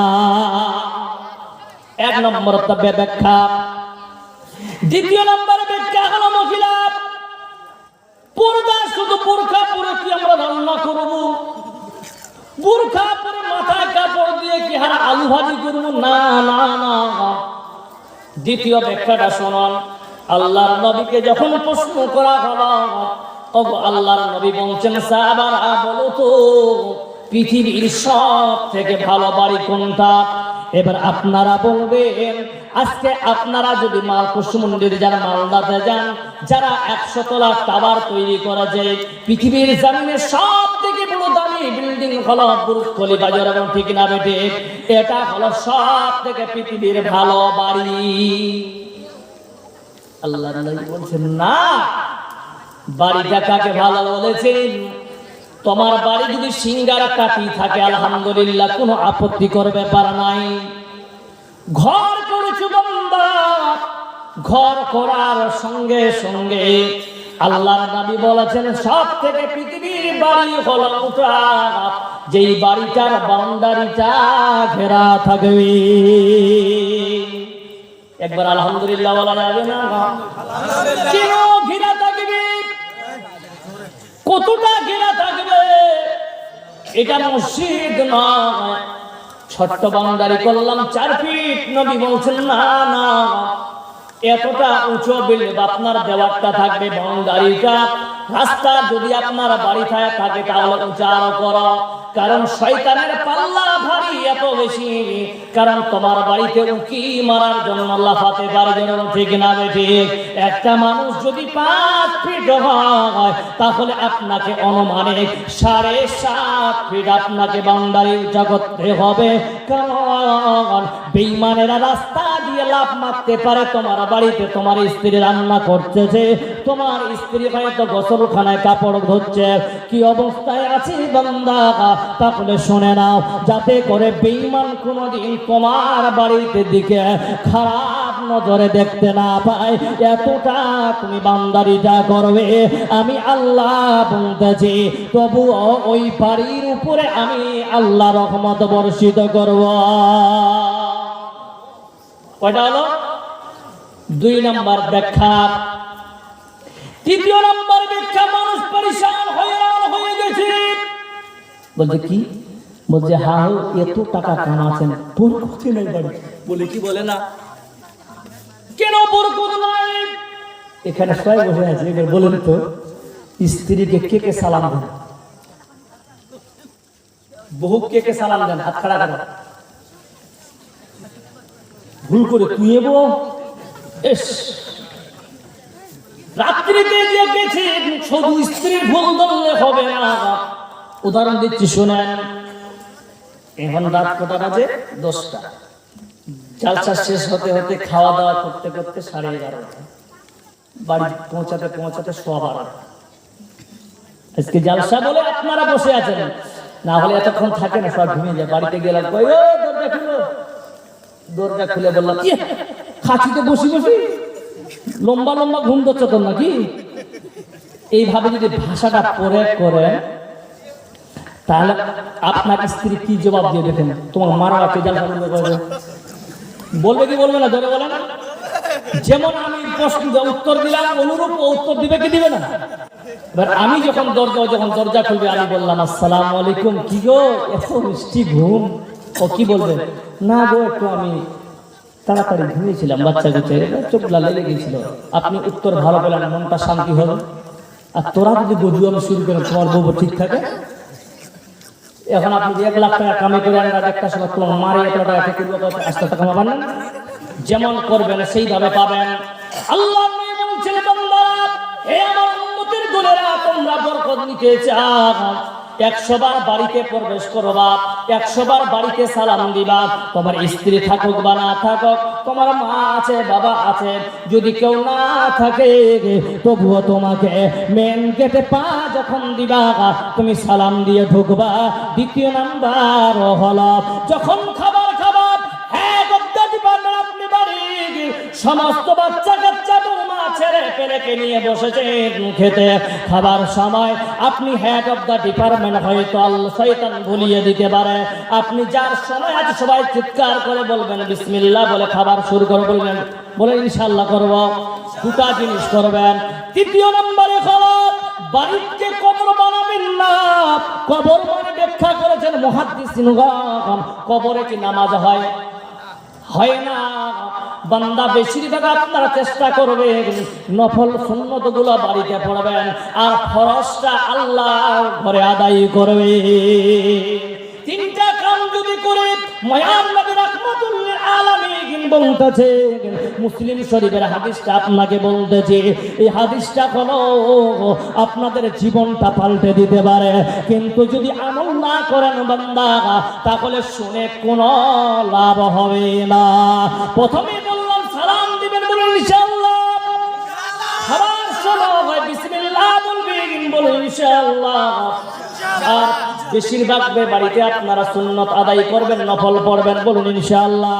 আল্লাহর নবী ব্যাখ্যা করতেছেন, মুমিন হে আমার উম্মতেরা শুনে নাও, এই যে তিনটা বাড়িতে তুমি কাজ করবা, এর ফলাফলটা কি বান্দা এবার শুনে নাও। ওই বাড়ি থেকে শয়তান 80 মাইল পালিয়ে যায়। ওই বাড়িতে শয়তান বলে, এই বাড়িতে আমার চুরি নাই, আশ্রয় নাই। আর যেই বাড়িতে শয়তান থাকবে না, ওই বাড়িতে আল্লাহর রহমত হবে কি না? জোরে বলুন, হবে কি হবে না? সালাম দিবেন। এবার কি পুরুষেরা সালাম দিবে? না না, মাদেরকে বলে যারাই দেখতে পাবেন সর্বপ্রথমে চেষ্টা করবেন আমার তরফ থেকে সালামের প্রথাটা চালু হোক। আফসুস সালাম বাইনাকুম, এক অপরের সঙ্গে সালামটা প্রদান করার চেষ্টা করব ইনশাআল্লাহ। যেহেতু সালাম কথাটা এসে, সালামের একটু ব্যাখ্যা করব, বলুন হ্যাঁ না না করব। সালাম দিলে কতটা লাভ, তাহলে শোনো। আমি এই এলাকায় 2-3 বছর ধরে জালসা করতেছি, এলাকার লোক সবাই চিনে। এবার রানীপুরে গিয়ে বললাম, ভাই 20,000 টাকা ধার দেন তো। এরম করে সবার কাছে 20,000 10,000 করতে করতে রানীপুর গ্রাম থেকে 3 লাখ টাকা নিয়ে গেছি ধার। মাজাবার লোকেরা যেহেতু মামা মামু বেশি, সবার কাছে 15-20,000 টাকা নিয়েছে, কিন্তু কেউ কাকে বলেনি মৌলানা ইমদাদ আমার কাছে টাকা নিয়েছে। 1 বছর 2 বছর 3 বছর 4 বছর যখন পার হয়, এই মার্কেটে বসে বলছেন, কেনে কুতুর কুতুর করছে না, বলছেন মৌলানা ইমদাদের বাড়ি যাওয়া হবে, বলছে মরণি দিছে, বলছে মরণি দিছে, বলছে মরণি দিছে, করতে করতে করতে 12 লক্ষ টাকা মাজা বাড়ার দূর থেকে নিউজ বাড়ি। এরা বলবে তাহলে বলবি কি 12টা বাজাচ্ছেন, চল কালকে বোলেরো ভাড়া করে নিয়ে। 5টা বোলেরো ভাড়া করেছে, কয়ে থামিও তো মানে বাড়িতে ঘুরে কেন একটা লাঠি নিয়ে আসো, মাথার বাড়ি মসজিদ কিছুটা তুমি লাঠি নিয়েছে, সবাই একটা করে লাঠি নিয়েছে। কেউ আবার বলছেন যা হয় থাপ্পড় মারানো। আমি গেট থেকে বের হলাম, যেহেতু রানীপুরের সব থেকে আমার নিকটবর্তী, আমার প্রাণের প্রিয়, যে আমাকে ছোট্ট থেকে নিজের শালা বলে জানে, তিনি হচ্ছেন মাঝেদার দুলাভাই। কোনোদিন কটু কথা আমাকে বলেনি, ছোট ভাইয়ের মতো মানে ওকে আপনারা নিয়ে গেছেন, যেহেতু আপনি ওকে নিয়ে চলেন, টাকা উঠবে না। আমার দুলাভাই সামনে যাচ্ছে, মাথায় টেনশন, হায় হায় আমার শালা মৌলবি হয়েছে, এত বড় কাজ করেছে, আমাকেও একবার বলতে পারেনি। আমার বাড়ির গেটে গিয়ে খালে কেউ বাইর হবে, আমি মেন গেটটা যখন খুললাম, আমি আপনাদের কাছে বললাম আসসালামু আলাইকুম ওয়া রাহমাতুল্লাহি। আপনাদের হাত থেকে লাঠিটা পড়ে যাবে কিনা, কারণ আপনাদের বিবেক সাক্ষী দিবে। যেখানে আল্লাহর নবীর কথা এসে গেছে, সালামটা এমন একটা জিনিস, সালাম মানে শান্তি, রাতও পানি করে দিতে পারে। এই জন্য বলতেছি ভাই, দুশ্মনকে সালাম দিবেন। দুশ্মন বেশি দিন দুশ্মনী থাকবে না, অতি শীঘ্রই আপনার বন্ধ হয়ে যাবে। আর এর থেকে বড় ব্যাখ্যা করবো না। কোথায় ছিলাম? হে আমার মায়েরা, বেশিরভাগ খালে আজকালে সবাই আমরা খালে মেয়েদের দোষ দিই। মেয়েরা যদি রাস্তায় কারোর সঙ্গে গরুর কথা বলে, তাহলে তো এদের 12টা বেজে যায়। পিছনে কারা বসে আছে, ওই পেন ফাটালা নাকি ওটি বসে আছে, ঠিক আছে ভাই, চল ঠিক আছে। মেয়েদের পিছনে তোমরা বসে থাকবে কেন ভাই? তোদেরকে বলছি ভাই, এরা এখানে পালিয়ে যাবে মনে হচ্ছে। আসো আসো, ওদেরকে নিয়ে আসো ভাই, মতুজা ওদেরকে ভালোবেসে আসসালামু আলাইকুম দিলাম, এখানে ব্যাখ্যা করলাম, তোমরা সামনে এসে বসো, কোনো আপত্তি নাই, না হলে চেয়ার দাও ওদেরকে। মাশাআল্লাহ। তাহলে শুনেন, বেশিরভাগ ছেলেরা মেয়েদের কথা গালে বলে। উদাহরণ দিচ্ছি, আপনার স্ত্রী যদি কোন গায়ের মেহরামের সঙ্গে 1.5 ঘন্টা গল্প করে, আপনি মেনে নিবেন? और हाँ ना বলো মেনে নিবেন। আর তোরা যে ফেরে শালির সাথে ফের গোটে দিনটা মেলা ঘুরুন ওটাকে কই হ্যাঁ আপনি গল্প করতে পারেন বেচারা অবহেলা এরা অবহেলা কিছু জানে না না কিছু লাকাল অল্প বুদ্ধির এরা আপনাকে ভয় করছে কেন এই স্বামী হলো আমার শেষ সম্বল মওত অবধি এর সঙ্গে আমাকে কাটাতে হবে এটাই তার ধারণা এই জন্য আপনার সম্মান দিয়ে আপনাকে ভয় কিছু বলছে না আজকে আপনাকে বলছি পাওয়ার দিয়ে যাচ্ছে শোনেন যদি আপনার স্বামী যদি এইভাবে করে আপনি প্রটেস্ট করতে পারবেন শরীয়তে জায়েজ আছে জি হ্যাঁ আপনি আপনার স্ত্রীকে যেমন প্রটেস্ট করছেন যেটা যেটা আপনি হালাল নিজেকে শুধরানোর জন্য পরিবেশকে সুষ্ঠু রাখার জন্য আপনি যদি বলতে পারেন স্ত্রীকে ডাকতে পারেন আপনার স্ত্রীও আপনাকে ডাকতে পারে এটাই হচ্ছে নাম্বার 2 স্বামী স্ত্রীর মহব্বত আচ্ছা আপনারা বলুন মা বাবার মহব্বত বেশি না স্ত্রীর বেশি মহব্বত কোনটা দাম বেশি কথা বলেন মা বাবার আরো বলেন কে কে বলেন মা বাবার বেশি মহব্বত না স্ত্রীর সঙ্গে বেশি মহব্বত মহব্বতের কয়েকটা স্ত্রী এক আছে স্তর আছে উদাহরণ দিচ্ছি যেই ছেলেটা প্রেম করে বিয়ের আগে দেখবেন রাত ফজরের নামাজের কোনো খবর নাই কানটা চুড়া লাগিয়ে দিচ্ছে ওর বাপের মাথাটা গল্প করে শেষ ব্যতীত করবে তাকে ওই মেয়েটার সঙ্গে বিয়ে হলো আজকে বিয়ে করলো বাসরাত আজকে হলো সকাল থেকে ওর কান থেকে হেডফোনটা থাকবে না পালাবে আরে কথা বলেন মোহাম্মত কবি গেল তোর শেষ পানিতে মিশে গেল এটা ছিল ফলস টাইম কাটানোর একটা মাধ্যম কোনো লাভ হলো না কি গল্প করতে কি খেয়েছো তাহলে কি খাইলি খাই দাইতে কি রান্না করলি বলছে বাইগনের চপ করছে কি কি দিছিল এটা কোনো জিজ্ঞাসা করার জন্য তোর বাপ তোর মা তোর রান্না করে খিলাই সময় কাটাচ্ছে এইসব দিয়ে রাতারাত কাটাচ্ছে আর এর পিছনে সব থেকে বড় কারণ হচ্ছে তার মা কথা বলেন না ঠিক না বেটি তার বাবা সকালে গেছে মানুষের বাড়িতে কাজ করতে ওর মা পচে গেল মোর বিটা কোনো ফসকটি গেলে মাথা থেকে বাঁচি যায় শোনেন যারা এইরকম মানসিকতা নিয়ে গার্জিয়ান তৈরি হয়েছেন তাদেরকে বলছি যারা বলছেন যে কেউ কাল নি পালে লেখালে বাঁচি যাও শোনেন এটার একটা গজব আছে ওই মেয়ে কোনোদিন এক জায়গায় টিকে থাকতে আছে না এরকম আছে যারা চিল্লাছে এরা আমাদের চক্ষু দেখে চলে জিহাদ আল্লাহর গজব কারণ যে মেয়েরা পালিয়েছেন তোমাদেরকে বলছি বোনেরা নিজের বাবা মায়ের বিনা পারমিশনে তুমি বিয়ে করতেছো এই বিয়ে হবে না হবে না হবে না আলবাত হবে না যতদিন তুমি এই ছেলের সঙ্গে থাকবা তুমি জেনার কাতারে তোমাকে থাকতে হবে আল্লাহর কাছে মা বাবার সন্তুষ্ট নিয়ে বিয়ে করতে হবে কি ভাই আমরা করব ইনশাআল্লাহ বললে আমল করব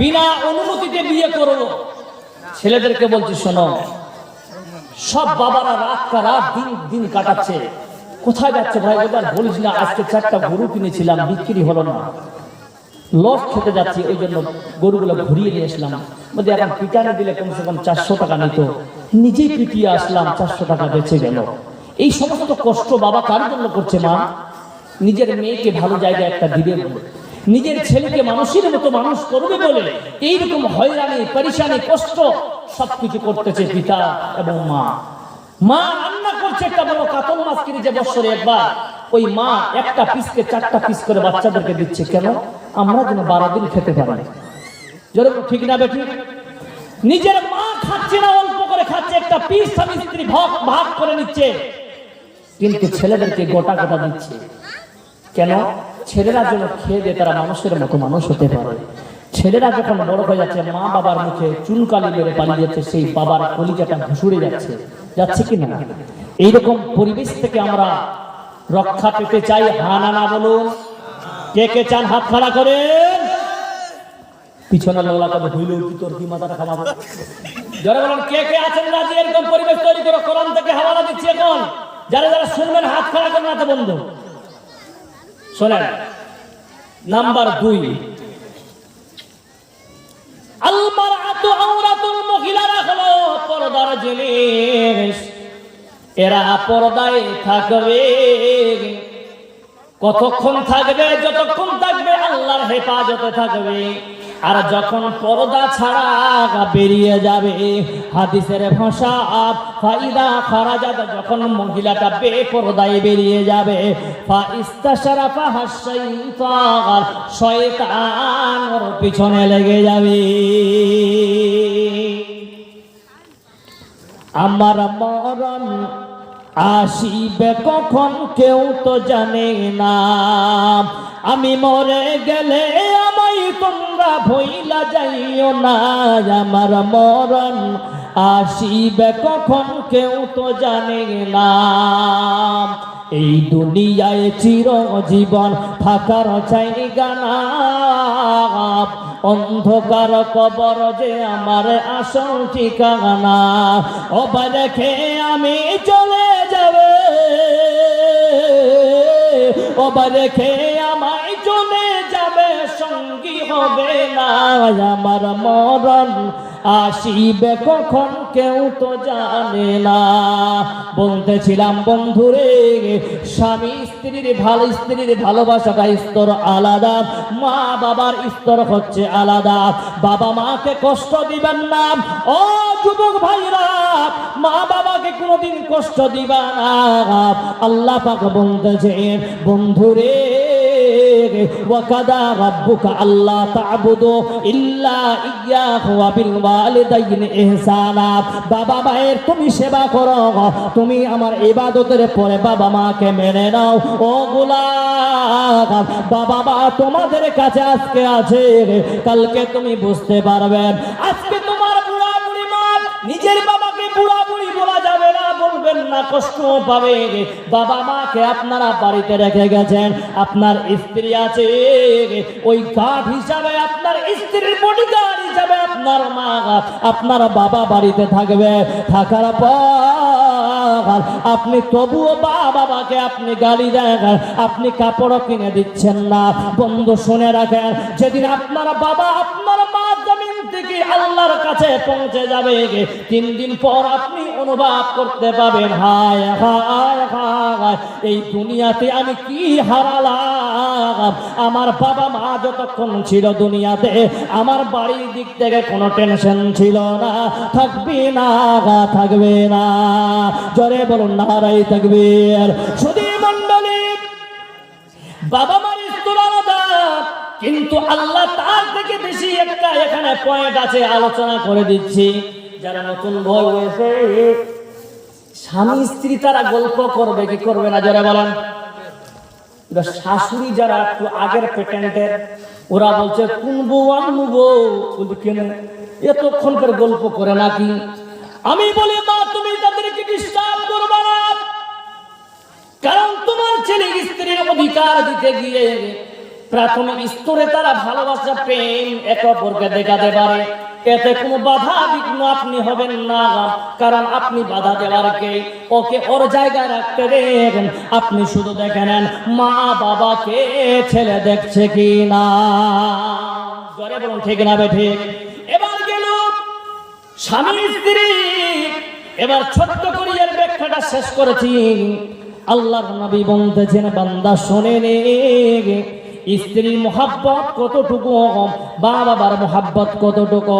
মা বাবা দুনিয়া থেকে চলে যাবে, আপনিও বাবা ছেলে হিসাবে মারা যাবে, আপনাদের সম্পর্ক এখান থেকে শেষ। কাল কিয়ামতের দিনে ইয়াউমা ইয়াফিরুল মারউ মিন আখিহি ওয়া সাহিবাতিহি ওয়া বানিহি, ছেলে মেয়ে আত্মীয় স্বজন কেউ কাজে লাগবে না। আপনি, আপনার বাবা যদি জান্নাতি হয়, আপনার মা যদি জান্নাতি হয়, আপনিও যদি জান্নাতি হন, এবার আপনি আপনার মাকে পা ধরে বলবেন, মা আপনি আমাকে 10 মাস 10 দিন গর্ভে ধারণ করেছিলেন, মা আপনি আমাকে যখন ভূমিষ্ঠ করেছিলেন সেই সময় আমার আপনার কষ্ট হয়েছিল, মা রে আপনাকে বলতেছি মা, তোমার জান্নাতে আমাকেও রাখো। ও বাবা, আমার জন্য তুমি দুনিয়াতে অনেক কষ্ট করেছিলে রে বাবা। ও গো বাবা, তোমার কাছে প্রশ্ন করি বাবা, আমাকেও আপনি আপনার জান্নাতে রেখে দেন। ও মুসলমান, জবাব দেন, যেহেতু আমরা আমার থেকে অনেক জ্ঞানী, বলুন তো চল জান্নাতে বাবার জান্নাতে ছেলেকে নিয়ে যাবে? হ্যাঁ না না বলুন, যাবে? নিয়ে যাবে না? মায়ের জান্নাতে ছেলেকে নিয়ে যাবে না। কিন্তু আল্লাহ বলছে স্বামী স্ত্রী যদি দুইজনই জান্নাতি হয়, এদের মোহাব্বত আমি কিয়ামত থেকে নয় আখিরাতের পরেও আমি বাকি রাখবো। জোরে সরে বলো নারে তাকবীর। হে আমার মায়েরা, কাল কিয়ামতের দিনে আল্লাহ স্বামীকেও যদি জান্নাতি করে, মাকেও যদি জান্নাতি করে, স্বামী এবং স্ত্রী দুইজনে যদি জান্নাতি হয়, আল্লাহ বলছেন ও বান্দা শুনে না, দুইজনকে আমি ওই মর্যাদা দিয়ে একটাই জান্নাতের অধিকার তোমাদের বানিয়ে দিবা। নারায়ণ তাকবীর। এক জান্নাতে তোমরা থাকবে, কোনো তোমার বঞ্চিত করা হবে না। কিন্তু বাবা থেকে বঞ্চিত হলেন, মা থেকে বঞ্চিত হলেন, ও বাবা তোমার বৌমা যদি তেমন সঙ্গে কথা বলে, এখানে রাগ করার কিছুই নাই, কারণ আল্লাহ তাদের সঙ্গে যে মোহাব্বত দিয়েছে, এই মোহাব্বত থেকে আপনি কথা বলার কেউ না। আপনি একটাই টার্গেট করে থাকবেন, বা ছেলে আমাকে দেখতেছে কিনা, এটা যদি থাকে। আর একটা কথা বলি, ও বাবা ও মা, ছেলে ভুল করেছে করুক, কোনদিন ছেলে মেয়েকে বদদোয়া দিবেন না। ও আমার মা বোনেরা, আপনাদেরকে বলি, স্বামীকে কোনোদিন খারাপ কথা বলবেন না। স্বামী একটা এমন সম্পদ, আপনি যদি নামাজ পড়েন, আপনি যদি যাকাত দেন, আপনি তাহাজ্জুদ পড়লেন, সারা জীবন হজ করে আসলেন, প্রতি বছর উমরা করতে যান, মা তোমাদেরকে বলি রে মা, তুমি যদি কাল কিয়ামতের দিনে জান্নাত পেতে চাও, স্বামীকে সন্তুষ্ট হয়ে মরবা, আল্লাহর জান্নাত পেয়ে যাবে। আর স্বামী যদি অসন্তুষ্ট হয়, ও আমার মায়েরা শুনে রাখেন, আপনি জান্নাতে যান বা যেখানে আপনি নামাজ পড়েন বা যাকাত দেন, সব কিছু যা কিছু করবেন মা, আপনি যতই কিছু করুন না কেন, স্বামীর অসন্তুষ্টির কারণে আপনাকে জাহান্নামে যেতে হবে। সুধী মণ্ডলী, এবার বলছি মায়েরা, স্বামীর কথা শুনবে, শুনবে, আজ থেকে শুনবে ইনশাআল্লাহ। এখনো টাইম আছে। কেন বলে একটা উদাহরণ দিচ্ছি। এখানে যতগুলো মানুষ বিয়ে করেছেন, তার মধ্যে আমি একটা লিস্টে আছি। আমি আগে ভাবতাম যে বাড়ি হচ্ছে রানীপুর, বিয়া হচ্ছে কলকাতা, আছে কিনা এরকম? হয় হয় হয়। এত দূর থেকে সম্পর্কটা হলো কি করে, এটা একটা মাথায় ঢুকছে কিনা, কি ঘটনা বই চলছে, মনে হবে কি হবে না? আজ দিয়ে 8 দিন হচ্ছে টানা, সামনে 20 তারিখ অব্দি আছে, আর কত চিল্লিবাদ হয়েছেন, জান বাঁচিবি। সুধী মণ্ডলী, এবার আপনাদেরকে বলি, আগের বিয়ের কথা বলছি। বাবা, আমার বাবাদের জামানার কথা বলছি। ওরা বিয়ে কেমন করতো? বাবা বলছে, বেটা তোর জন্য একটা মেয়ে দেখে আসছি। আলহামদুলিল্লাহ আব্বা, আপনি যা ভালো মনে করেন। বলতে কি বলতেন না? আরে হানা না বলেন, বলে কি বলে না? হ্যাঁ, এখন উল্টা বলছে, বাপ তোর যাওয়ার দরকার না, অলরেডি দুয়ারটা নিয়ে এসে। ঠিক না বেঠিক? উল্টা চলছে। বিয়ে করে নিয়ে আসছে, বাসর রাজা দেখছে, এটাই হচ্ছে, বলছে হু আর ইউ, বলছে আই এম ওয়াইফ, আমি হচ্ছে তোমার ওয়াইফ, আই ইউ আর। ও তুমি বউ, আচ্ছা। 20 সেকেন্ডের মধ্যে পুরুষ নারীকে দেখলো এটা আমার স্ত্রী, স্ত্রী পুরুষকে দেখে 20 সেকেন্ডের মধ্যে নির্বাচন করলো, একেই নিয়ে আমাকে মওত পর্যন্ত সারা জীবন কাটাতে হবে। বলুন ঠিক না বেঠিক? 20 সেকেন্ডের মধ্যে এতদিন ধরে চিন্তা না, জানতো না কারা ছিল কলকাতা। আপনার আগে আপনাদের স্ত্রীর সঙ্গে কিতকিত খেলেছিলেন, কাঁদি কাঁদি খেলেছিলেন। সামান্য 20 সেকেন্ডের ব্যবধানে আপনি তাকে জীবন সঙ্গী শুধু নয়, মওত পর্যন্ত তার সঙ্গে কাটাতে হবে আমার জীবনটা, সেটা ফয়সালা করে নিলেন। সেই স্বামীকে যদি আপনি গালি দেন, কটু কথা বলেন, আর আপনার স্বামী যদি অসন্তুষ্ট হয়ে মারা যায়, আপনাকে জাহান্নামে যেতেই হবে, এটাই বাস্তব। কথাগুলো বোঝাতে পারলাম? এবার আপনাকে বলুন, দুনিয়াতে অনেক মা আছে যারা একটু দুনিয়া লোভী, আর একটা আছে কি আখিরাতি লোভী। কালেকশন যদি নিতে যান তাহলে বলবে একটু আগে তো আসলো মাদ্রাসা থেকে, একটু উপরে কালেকশন দেওয়া যায়, বলে কি বলে না? ছোট্ট করে একটা হাদিস শোনাচ্ছি আপনাকে। আপনারা মাদ্রাসা না মসজিদের উন্নতি কল্পে জালসা করেছেন কি ভাই? আপনারা করেছেন তো? আরে হানা না বলেন। মসজিদ উন্নতি কল্পে আপনারা আল্লাহকে কে কে ভালোবাসেন? একটু হাত খাড়া করেন তো। আল্লাহকে কে কে ভালোবাসেন? হাত খাড়া করেন, না হলে গালি দিব। মাশাআল্লাহ। তো প্রথমে একটা উদাহরণ দিচ্ছিলাম, আপনাদের স্মরণ আছে কিনা? ভূমিকাতে বলেছিলাম বিশাল বড় বাড়ি গুলো পায়খানা গুলো কি করেছেন আমরা? টাইলস। স্মরণ আছে উদাহরণটা?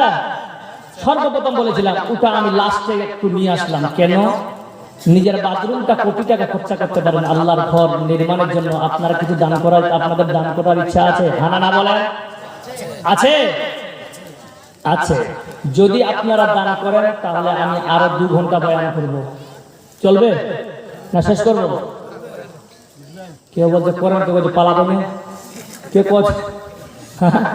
তো আপনাদের সম্মুখে এখন বলি, বিসমিল্লাহির রহমানির রহিম। যিনারা মসজিদ করবেন তাদের ব্যাপারে আয়াত, যিনারা মসজিদের দায়িত্বে আছেন তাদের বিষয়ে আল্লাহর হুকুম। সূরা তাওবা আয়াত নাম্বার 18। ইন্নামা ইয়ামুরু মাসাজিদাল্লাহি মান আমানা বিল্লাহি ওয়াল ইয়াউমিল আখির ওয়া আকামাস সালাতা ওয়া আতাজ যাকাত ওয়া লাম ইয়াখশা ইল্লাল্লাহ। এটা সেদিন আমি রুতুয়ায় বয়ান করলাম, তাফসীর করলাম 2.5 ঘন্টা ধরে। মানে কালা শোনা কোনো ব্যাপার ছিল না। 2.5 ঘন্টা ধরে ইন্নামা ইয়ামুরু মাসাজিদাল্লাহর উপরে আমার বয়ান করেছি। আল্লাহ বলছেন, বান্দা যারা মসজিদের দায়িত্ব নেবে তাদেরকে 4টা সার্টিফিকেট লাগবে। নাম্বার 1, নামাজ পড়তে প্রথমে আল্লাহর উপরে ঈমান থাকতে হবে। আমি বিষয়টা কি ছিল বলেন তো? ঈমানের বিষয় ছিল ইন্নামা ইয়ামুরু মাসাজিদাল্লাহি মান আমানা। বান্দা বিনা সার্টিফিকেটে আমার গোলামি করিস না, আমার মসজিদের তুমি দায়িত্ব নিবা না। কারণ আল্লাহ পাক প্রথম সার্টিফিকেট দিচ্ছেন মান আমানা বিল্লাহি, বান্দা ঈমান আনা লাগবে আমার উপরে। মান আমানা বিল্লাহি ওয়াল ইয়াউমিল আখির, পরকালের উপরে ঈমান থাকতে লাগবে। ওয়া কামস সালাত, নামাজ কায়েম করতে হবে। ওয়া আতাজ যাকাত, বান্দা যাকাতের অধিকার যদি হয় বান্দা তোমাকেও যাকাত দিতে হবে। বলুন সুবহানাল্লাহ। তারপরে আল্লাহ বলছেন ওয়ালাম ইয়াখশা ইল্লাল্লাহ, বান্দা আল্লাহকে ভয় কর। প্রথমে আমি আয়াত পড়েছিলাম, ঈমানদার ভয় করে দুনিয়াতে, তারা ভয় করে দুনিয়া করবে, কোনদিন আল্লাহর উপরে, আল্লাহর আইনের উপরে তার বাইরে কথা বলবে না এবং আমল করবে না। ইয়া আইয়ুহাল্লাযীনা আমানু তাকুল্লাহ, যারা মুমিন হবে তারা আল্লাহকে ভয় করবে। হাক্কা তুকাতিহি, ভয় করলে চলবে না, ভয় করার মতো করবে। ওয়ালা তামুতুন্না ইল্লা ওয়া আনতুম মুসলিমুন, বান্দা যতক্ষণ মরবে না, যতক্ষণ নিজেকে কমপ্লিট একজন মুসলমান দাবিদার না হয়। বুঝা গেল? প্রথমে কোন নামাজ পড়তে হবে। এবার বলে দিচ্ছি আপনাকে, অনেক মানুষ আছে 20,000 টাকা টাইলস কিনে দিয়েছে মসজিদে, ওর বেহি আসলো দূর থেকে, বলে বেহি হো ওই দেখো টাইলস জানে, বলে হ্যাঁ কত দিলাম টাকা। আল্লাহ বলছেন বান্দা ওয়ালাম ইয়াখশা ইল্লাল্লাহ, প্রথম তাফসীর হলো ওয়ালাম ইয়াখশা ইল্লাল্লাহ, প্রথম তাফসীর হলো বান্দা তুমি দান করেছ, বান্দা আল্লাহকে ভয় করে দান করেছ। বান্দা মুখটা বন্ধ রাখ, বন্ধ রাখ, কারণ মুখটা খুলিস না, কারণ আমার কাছে হিসাব দেওয়াটা বড় কঠিন। হিসাব নেওয়াটা বড় সহজ। আল্লাহর কাছে হিসাব দেওয়াটা কঠিন না সহজ? কিন্তু আল্লাহর কাছে হিসাব নেওয়াটা বড় সহজ না কঠিন? সহজ। আপনি 20,000 টাকা দান করে আল্লাহর কাছে কবুল হয়ে গেছে, মুক্তা বন্ধ রেখেছেন, কাউকে বলেন নাই, কাউকে দেখানোর জন্য নয়, আল্লাহকে ভয় করে দান করেছেন। বান্দা, আল্লাহ বলছেন বান্দা তুই যে সবর করেছিলি, কাউকে বলিস না বান্দা, এবার তুই আমার কাছে হিসাব নেয়। আল্লাহ আপনাকে বলবে বান্দা নামাজ পড়েছি বলে হ্যাঁ, যাকাত দিয়েছিলি বলে হ্যাঁ দিয়েছিলাম, আমার হুকুমের পালন করেছি বলে করেছি, বলছেন সব করেছি বলে হ্যাঁ, বলছেন নে ডান হাতে আমলনামা দিয়ে দিলেন। এবার ডান হাতে আমলনামা দিয়ে বলে থাম তোর আর প্রশ্ন, আল্লাহ সব দিয়েছো, আমার 20,000 টাকাটা একটু আমাকে দাও। হিসাবটা দিবি, আল্লাহ পাই পাই করে বলবি আমলনামা তুমি দেখে নাও, সবকিছু লেখা থাকবে। এবার আসি, মান বানা লিল্লাহি মসজিদান বানাল্লাহু লাহু বাইতান ফিল জান্নাত। পৃথিবীর জমিনে কোন মানুষ যদি আল্লাহর ঘরের নির্মাণের জন্য একটা এই পরিমাণ যদি কেউ দান করে, আল্লাহ পাক বলতেছেন বান্দা তোমার জন্য জান্নাতে একটা বালাখানা আমি দান তৈরি করে দিব। জোরে বলো নারায়ে তাকবীর। বেনামিতে আল্লাহ 500 টাকা করেছে দান, এই দান কবুল করো তুমি সুবহান, পরকালে দিয়ে আল্লাহ জান্নাত দাও। আমিন আমিন আমিন। কেটা আব্দুল মুতাল্লিব সাহেব কথা বলে, আব্দুল মুতাল্লিব 500 টাকা দিয়ে গেছি মাদার মোমান পালে বাড়ি চলে গেছে, তো চালাক মানুষ, অসুবিধা। মাশাআল্লাহ, আব্দুল মুতাল্লিব সাহেব মাজাপাড়া হতে মৃত্যু বাবা মায়ের কথা স্মরণ পড়ে গেছে, মৃত্যু বাবা মায়ের কথা স্মরণ পড়ে যায়, অলিতে গলিতে বান্দা অশ্রু ঝরায়, অশ্রু ঝরাতে করে করেছে কথা, এই দান কবুল করো তুমি সুবহান। তার বাবা মায়ের যদি কবরে রাজা হয় মাফ করে দিয়ে আল্লাহ তুমি দয়াময়। আমিন আমিন। আরো একজন বান্দা আল্লাহ এখানে ছিল, এমরুল ভাগিনের হাতে আল্লাহ 500 দিল। আল্লাহুম্মা সাল্লি আলাইহি আল্লাহুম্মা বারিক আলাইহি। আর কেউ আছেন ভাই 5,000 টাকা দেওয়ার মতো? রানীপুর এটা দোষ খারাপ, যখন টাকা চাবো তখন মঙ্গজা রানী, এখন চিনা পাচ্ছে এনেকে দেখে দেখে মনে হয় 5,000 টাকা দেওয়ার মতো কেউ নাই? যে নাই কেউ না থাকিলে আমি এখন টাকার নাম ডাকি, আমি সবাইকে চিনি, মেলা ছাগলের পয়সা আছে। মাশাআল্লাহ, রুহুল আমিন সাহেব 3,000 টাকা দান করলেন। নারায়ে তাকবীর। এটা আমার খুব ভালো লাগলো, এরকম কালেকশন করে আগাম করতে থাকে, মরাটা খাটনি কম হয়। আব্দুল খালেক সাহেব 5,000 টাকা চেয়েছিলাম, আল্লাহ দিয়েছে, বলুন একবার নারায়ে তাকবীর। নাসিরউদ্দিন আহমদ সাহেব উনি 4,000 টাকা দিয়েছেন, উনি কই আছেন এখানে? এটা আসসালামু আলাইকুম বাবু, ভালো আছেন? ইনশাআল্লাহ জাযাকাল্লাহ। 5,000 টাকা করছেন, আমি না বলার আগে মাশাআল্লাহ 5,000 100 টাকা ধন্যবাদ, 100 টাকা বেশি দিও। নারায়ে তাকবীর। আব্দুল নাসিরউদ্দিন খান আমি করে দিচ্ছি, নামটা পড়ে দিচ্ছি, আমি এখানে 1,000 করে দিলাম। হ্যাঁ 1,100, ঠিক আছে, আপনারা করবেন, এটাতে আমি ফেরত করে দিচ্ছি। তারপরে আফসার আলী কে আছেন ভাই? 3,000 টাকা দান করেছেন, নারায়ে তাকবীর। আনসার, বড় আনসার সাহেব উনি কি এখানে আছেন? কে এটা? Come here please. ও তুই কোন নাম কে আনসার? চলতে আনসার মানে জানেন সাহায্যকারী। কি বললাম? আনসার মানে সাহায্যকারী। আল্লাহুস সামাদ, আজকে আল্লাহর ঘরকে সাহায্য করবে, দেখেন আপনারা কেমন সাহায্য করে। কম হইলে উচালো ধরতে হবে, আর খুব তো ফোন করে দিবি। ভালো আছি, কি করা যায়? 4,000 টাকা, 8,000 টাকা না 5 করবো, 5.5, 1,500 টাকা যেন কমবান ইনশাল্লাহ। 1,500 বলুন নারায়ে তাকবীর। 1,500 টাকা আনসার দাদা খুব গাল দিয়েছিল ওদিকে,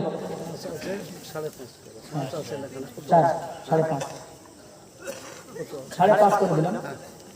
মাশাআল্লাহ, ঘর আল্লাহর ঘর তৈরি হবে না? এরকম লোক লাগে থাকে ইয়ে বুড়াই হওয়া চায় না আজ থেকে এরকম দেখে তুমি এখন জুয়ানে আছে আল্লাহ তুমি এরমে রাখি ওকে বলুন আমিন আল্লাহ গব আনসার দাদা আমার এখানে ছিল হাসিতে খুশিতে আল্লাহ 5,500 দান করে গেল যে আশা জানিয়েতে বান্দা করেছে গো দান এই দান কবুল করো তুমি সুবহান পরকালে দিও আল্লাহ জান্নাত গো দান আমিন আমিন আমিন ওবাইদুর রহমান আছেন এখানে কে ওবাইদুর রহমান সাহেব কে না হাত খাড়া করে ওবাইদুর রহমান নাই আচ্ছা পৌঁছেন যাই হোক আচ্ছা ময়দা আচ্ছা উনি দিয়েছেন 2,000 মাজেদার রহমান উনি কি আছেন এটা তো মনে হয় বহুলু নাকি আছে মাশাআল্লাহ শফিকুল ভাই আমার কাশ্মীর থেকে 2,000 টাকায় আল্লাহ তোমার রাহে দিয়েছে যে আশা জানিয়েতে ভাই করেছে গো দান উদ্দেশ্য পূরণ করো তুমি সুবহান আল্লাহ তাকে সুস্থ রাখিও আল্লাহ তার কাজে তুমি বরকত দান করি আল্লাহ আল্লাহ ওবাইদুরটাকে এরা হাঁটিলে রাত 12টা বাজে কালেকশন করতে করতে এনা হাতের বডি দেখেই তো কত হাসিটার দামে তো 5 লাখ টাকা তো কি এক 1,000 টাকা নিবি কেন 1,500 করা আছে ও তো উঠা 1,000 টাকা দাদা তুই পারবি শুনে কমে যাবা না তোর 1,000 টাকা তুই যদি কাজ যতক্ষণ কাজ শেষ না হয় দিতে থাকবে 100 টাকা কমিবার ইনশাআল্লাহ জোরে বলেন ইনশাআল্লাহ 1,500 টাকা নারাই তাকবীর ওয়াইদুর ভাই আমার কানাতে ছিল ওবাইদুর ভাই তোমার রাখে কিছু টাকা বাড়িয়ে যে দিল যে আশা জানিয়েতে ভাই করেছে গো দান এই দান কবুল করো তুমি সুবহান আমিন আমিন মাঝে দিল বেটা এটি আছে তুই খুব চালাক মানুষ 1,500 আছে তুই 1,000 টাকা দিস 500 ঠিক আছে কোনো ব্যাপার নাই 2,000 টাকা মাশাআল্লাহ দেখে দিলাম 2,000 না দিদি চাইলে 2,000 টাকা দিবে ইনশাআল্লাহ না মাঝে দিল আছে টাইম লস করে লাভ নাই আচ্ছা মায়েরা তোরা কাল্লা শিকার একদম খাড়া করে তোরাকে দিবার না হ্যাঁ যদি না দেন এখন এমন একটা হাদিস শোনান তো হয় শুনবেন যাবে না কালি দেবেন এর মতো হতে পারে মাদের কাছে এমন নাই যে আপনারা একটা করে 100-500 টাকা দেবেন লক্ষ্মীর ভান্ডার দিদি দিল লক্ষ্মীর ভান্ডার রে খুশি হইল সব বৌদিরা আমার কি ভাই ঠিক না ভাই ঠিক আলগা টাকা বাঁচে মস্তানি বেশি জিনিস বাড়ি দিকে না হ্যাঁ 500 টাকা করে চেয়েছি আপনাদের যদি দেন তাহলে এই লক্ষ্মীর ভান্ডারের বদলটা বলুন যদি না দেন তো পর্দাটা নামে দিন জি মাঝেটা দিল ভাই কই 3,000 দিচ্ছে এটা কত টাকা করা যায় তো আচ্ছা আপনারা বলুন তো কত টাকা করা যায় কে কে 5 চাইছেন হাত খড়া করেন কজন মুই ফেরত চোখ খারাপ হওয়া যায় খারাপ হলে মুরগিটা হোক কি দুলা ভাই করা যাবে খাস ও বেটা বেহালি তো আর খুব সুন্দর বেটে ছেলেদেরকে বিয়ে করে নো ডিমেনে বিয়ে করেছে আমিও খুব দোয়া করেছি আল্লাহ আমার সকল পরিবারটাকে বরকত দেয় আমার দিদি খুব অসুস্থ আপনারা সকলে দোয়া করবেন আল্লাহুম্মা আনতা শাফিলা শিফাইল্লা শিফা ওয়া লা ইগাদিরু সাকামা আল্লাহ আমার দিদিকে তুমি সুস্থ করে রাখিও প্রচুর টাকা তার পিছনে খরচ হয় হ্যাঁ তো সম্ভবত মঞ্জুর সাহেব আছেন এখানে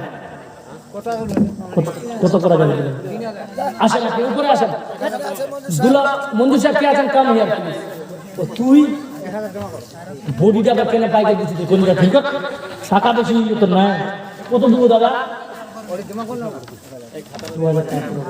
1500 বেশি 500 টাকা দাম কমে আসছে ভাই মত আল্লাহ তো আরো 500 টাকা ভাই মাশাআল্লাহ মঞ্জুর ভাই আমার এখানেতে ছিল 15,000 টাকা আল্লাহ দান করে গেল যে আশা জানিয়েতে বান্দা করেছে গো দান এই দান কবুল করো তুমি সুবহান আমিন আমিন কে জাহাঙ্গীর ভাই আমার দিল্লি থেকে 1,000 টাকা 1,000 টাকা কে দিল ভাই দাদা জাহাঙ্গীর দিলে লেখা যায় যা ওর মা বেটা মিলে 2,000 টাকা দান করেছে আল্লাহ আল্লাহ গো আশা আকাঙ্ক্ষা নিয়ে দান করেছে মাবুদ গো সবজেদ আলী কে যা সবজেদ আলী তুই 1,000 টাকা 200 টাকা দিয়ে 50 টাকা 10 টাকা 5 টাকা 1 টাকা দিন না দিন কয় না যত টাকা হয়ে গেল ফাজিলা লাগে জড়ি 5 টাকা বগরা 50 টাকা দিয়ে মাশাআল্লাহ সবচেয়ে বড় আল্লাহ 1000 টাকা আল্লাহুম্মা সাল্লি আলাইহি আল্লাহুম্মা বারিক আলাইহি আর কে দিচ্ছেন ভাই ছুটে এসে আল্লাহ যেমন দান করতে চায় মাহমুদ গো তাদের দানকে তুমি সদরে গ্রহণ করে নিও আশরাফুলকে আশরাফুল তো আছে এখানে কে এটা আশরাফুলটা জি আশরাফুল সাহেব কে এটা ও ও যে হারা জালসা করে হারা পিছনে থাকবে কে থাকবি সাত্তার ছোট ছোট সাত্তার সাহেব আছেন এখানে আব্দুল সাত্তার ছোট হ্যাঁ সাত্তার বড়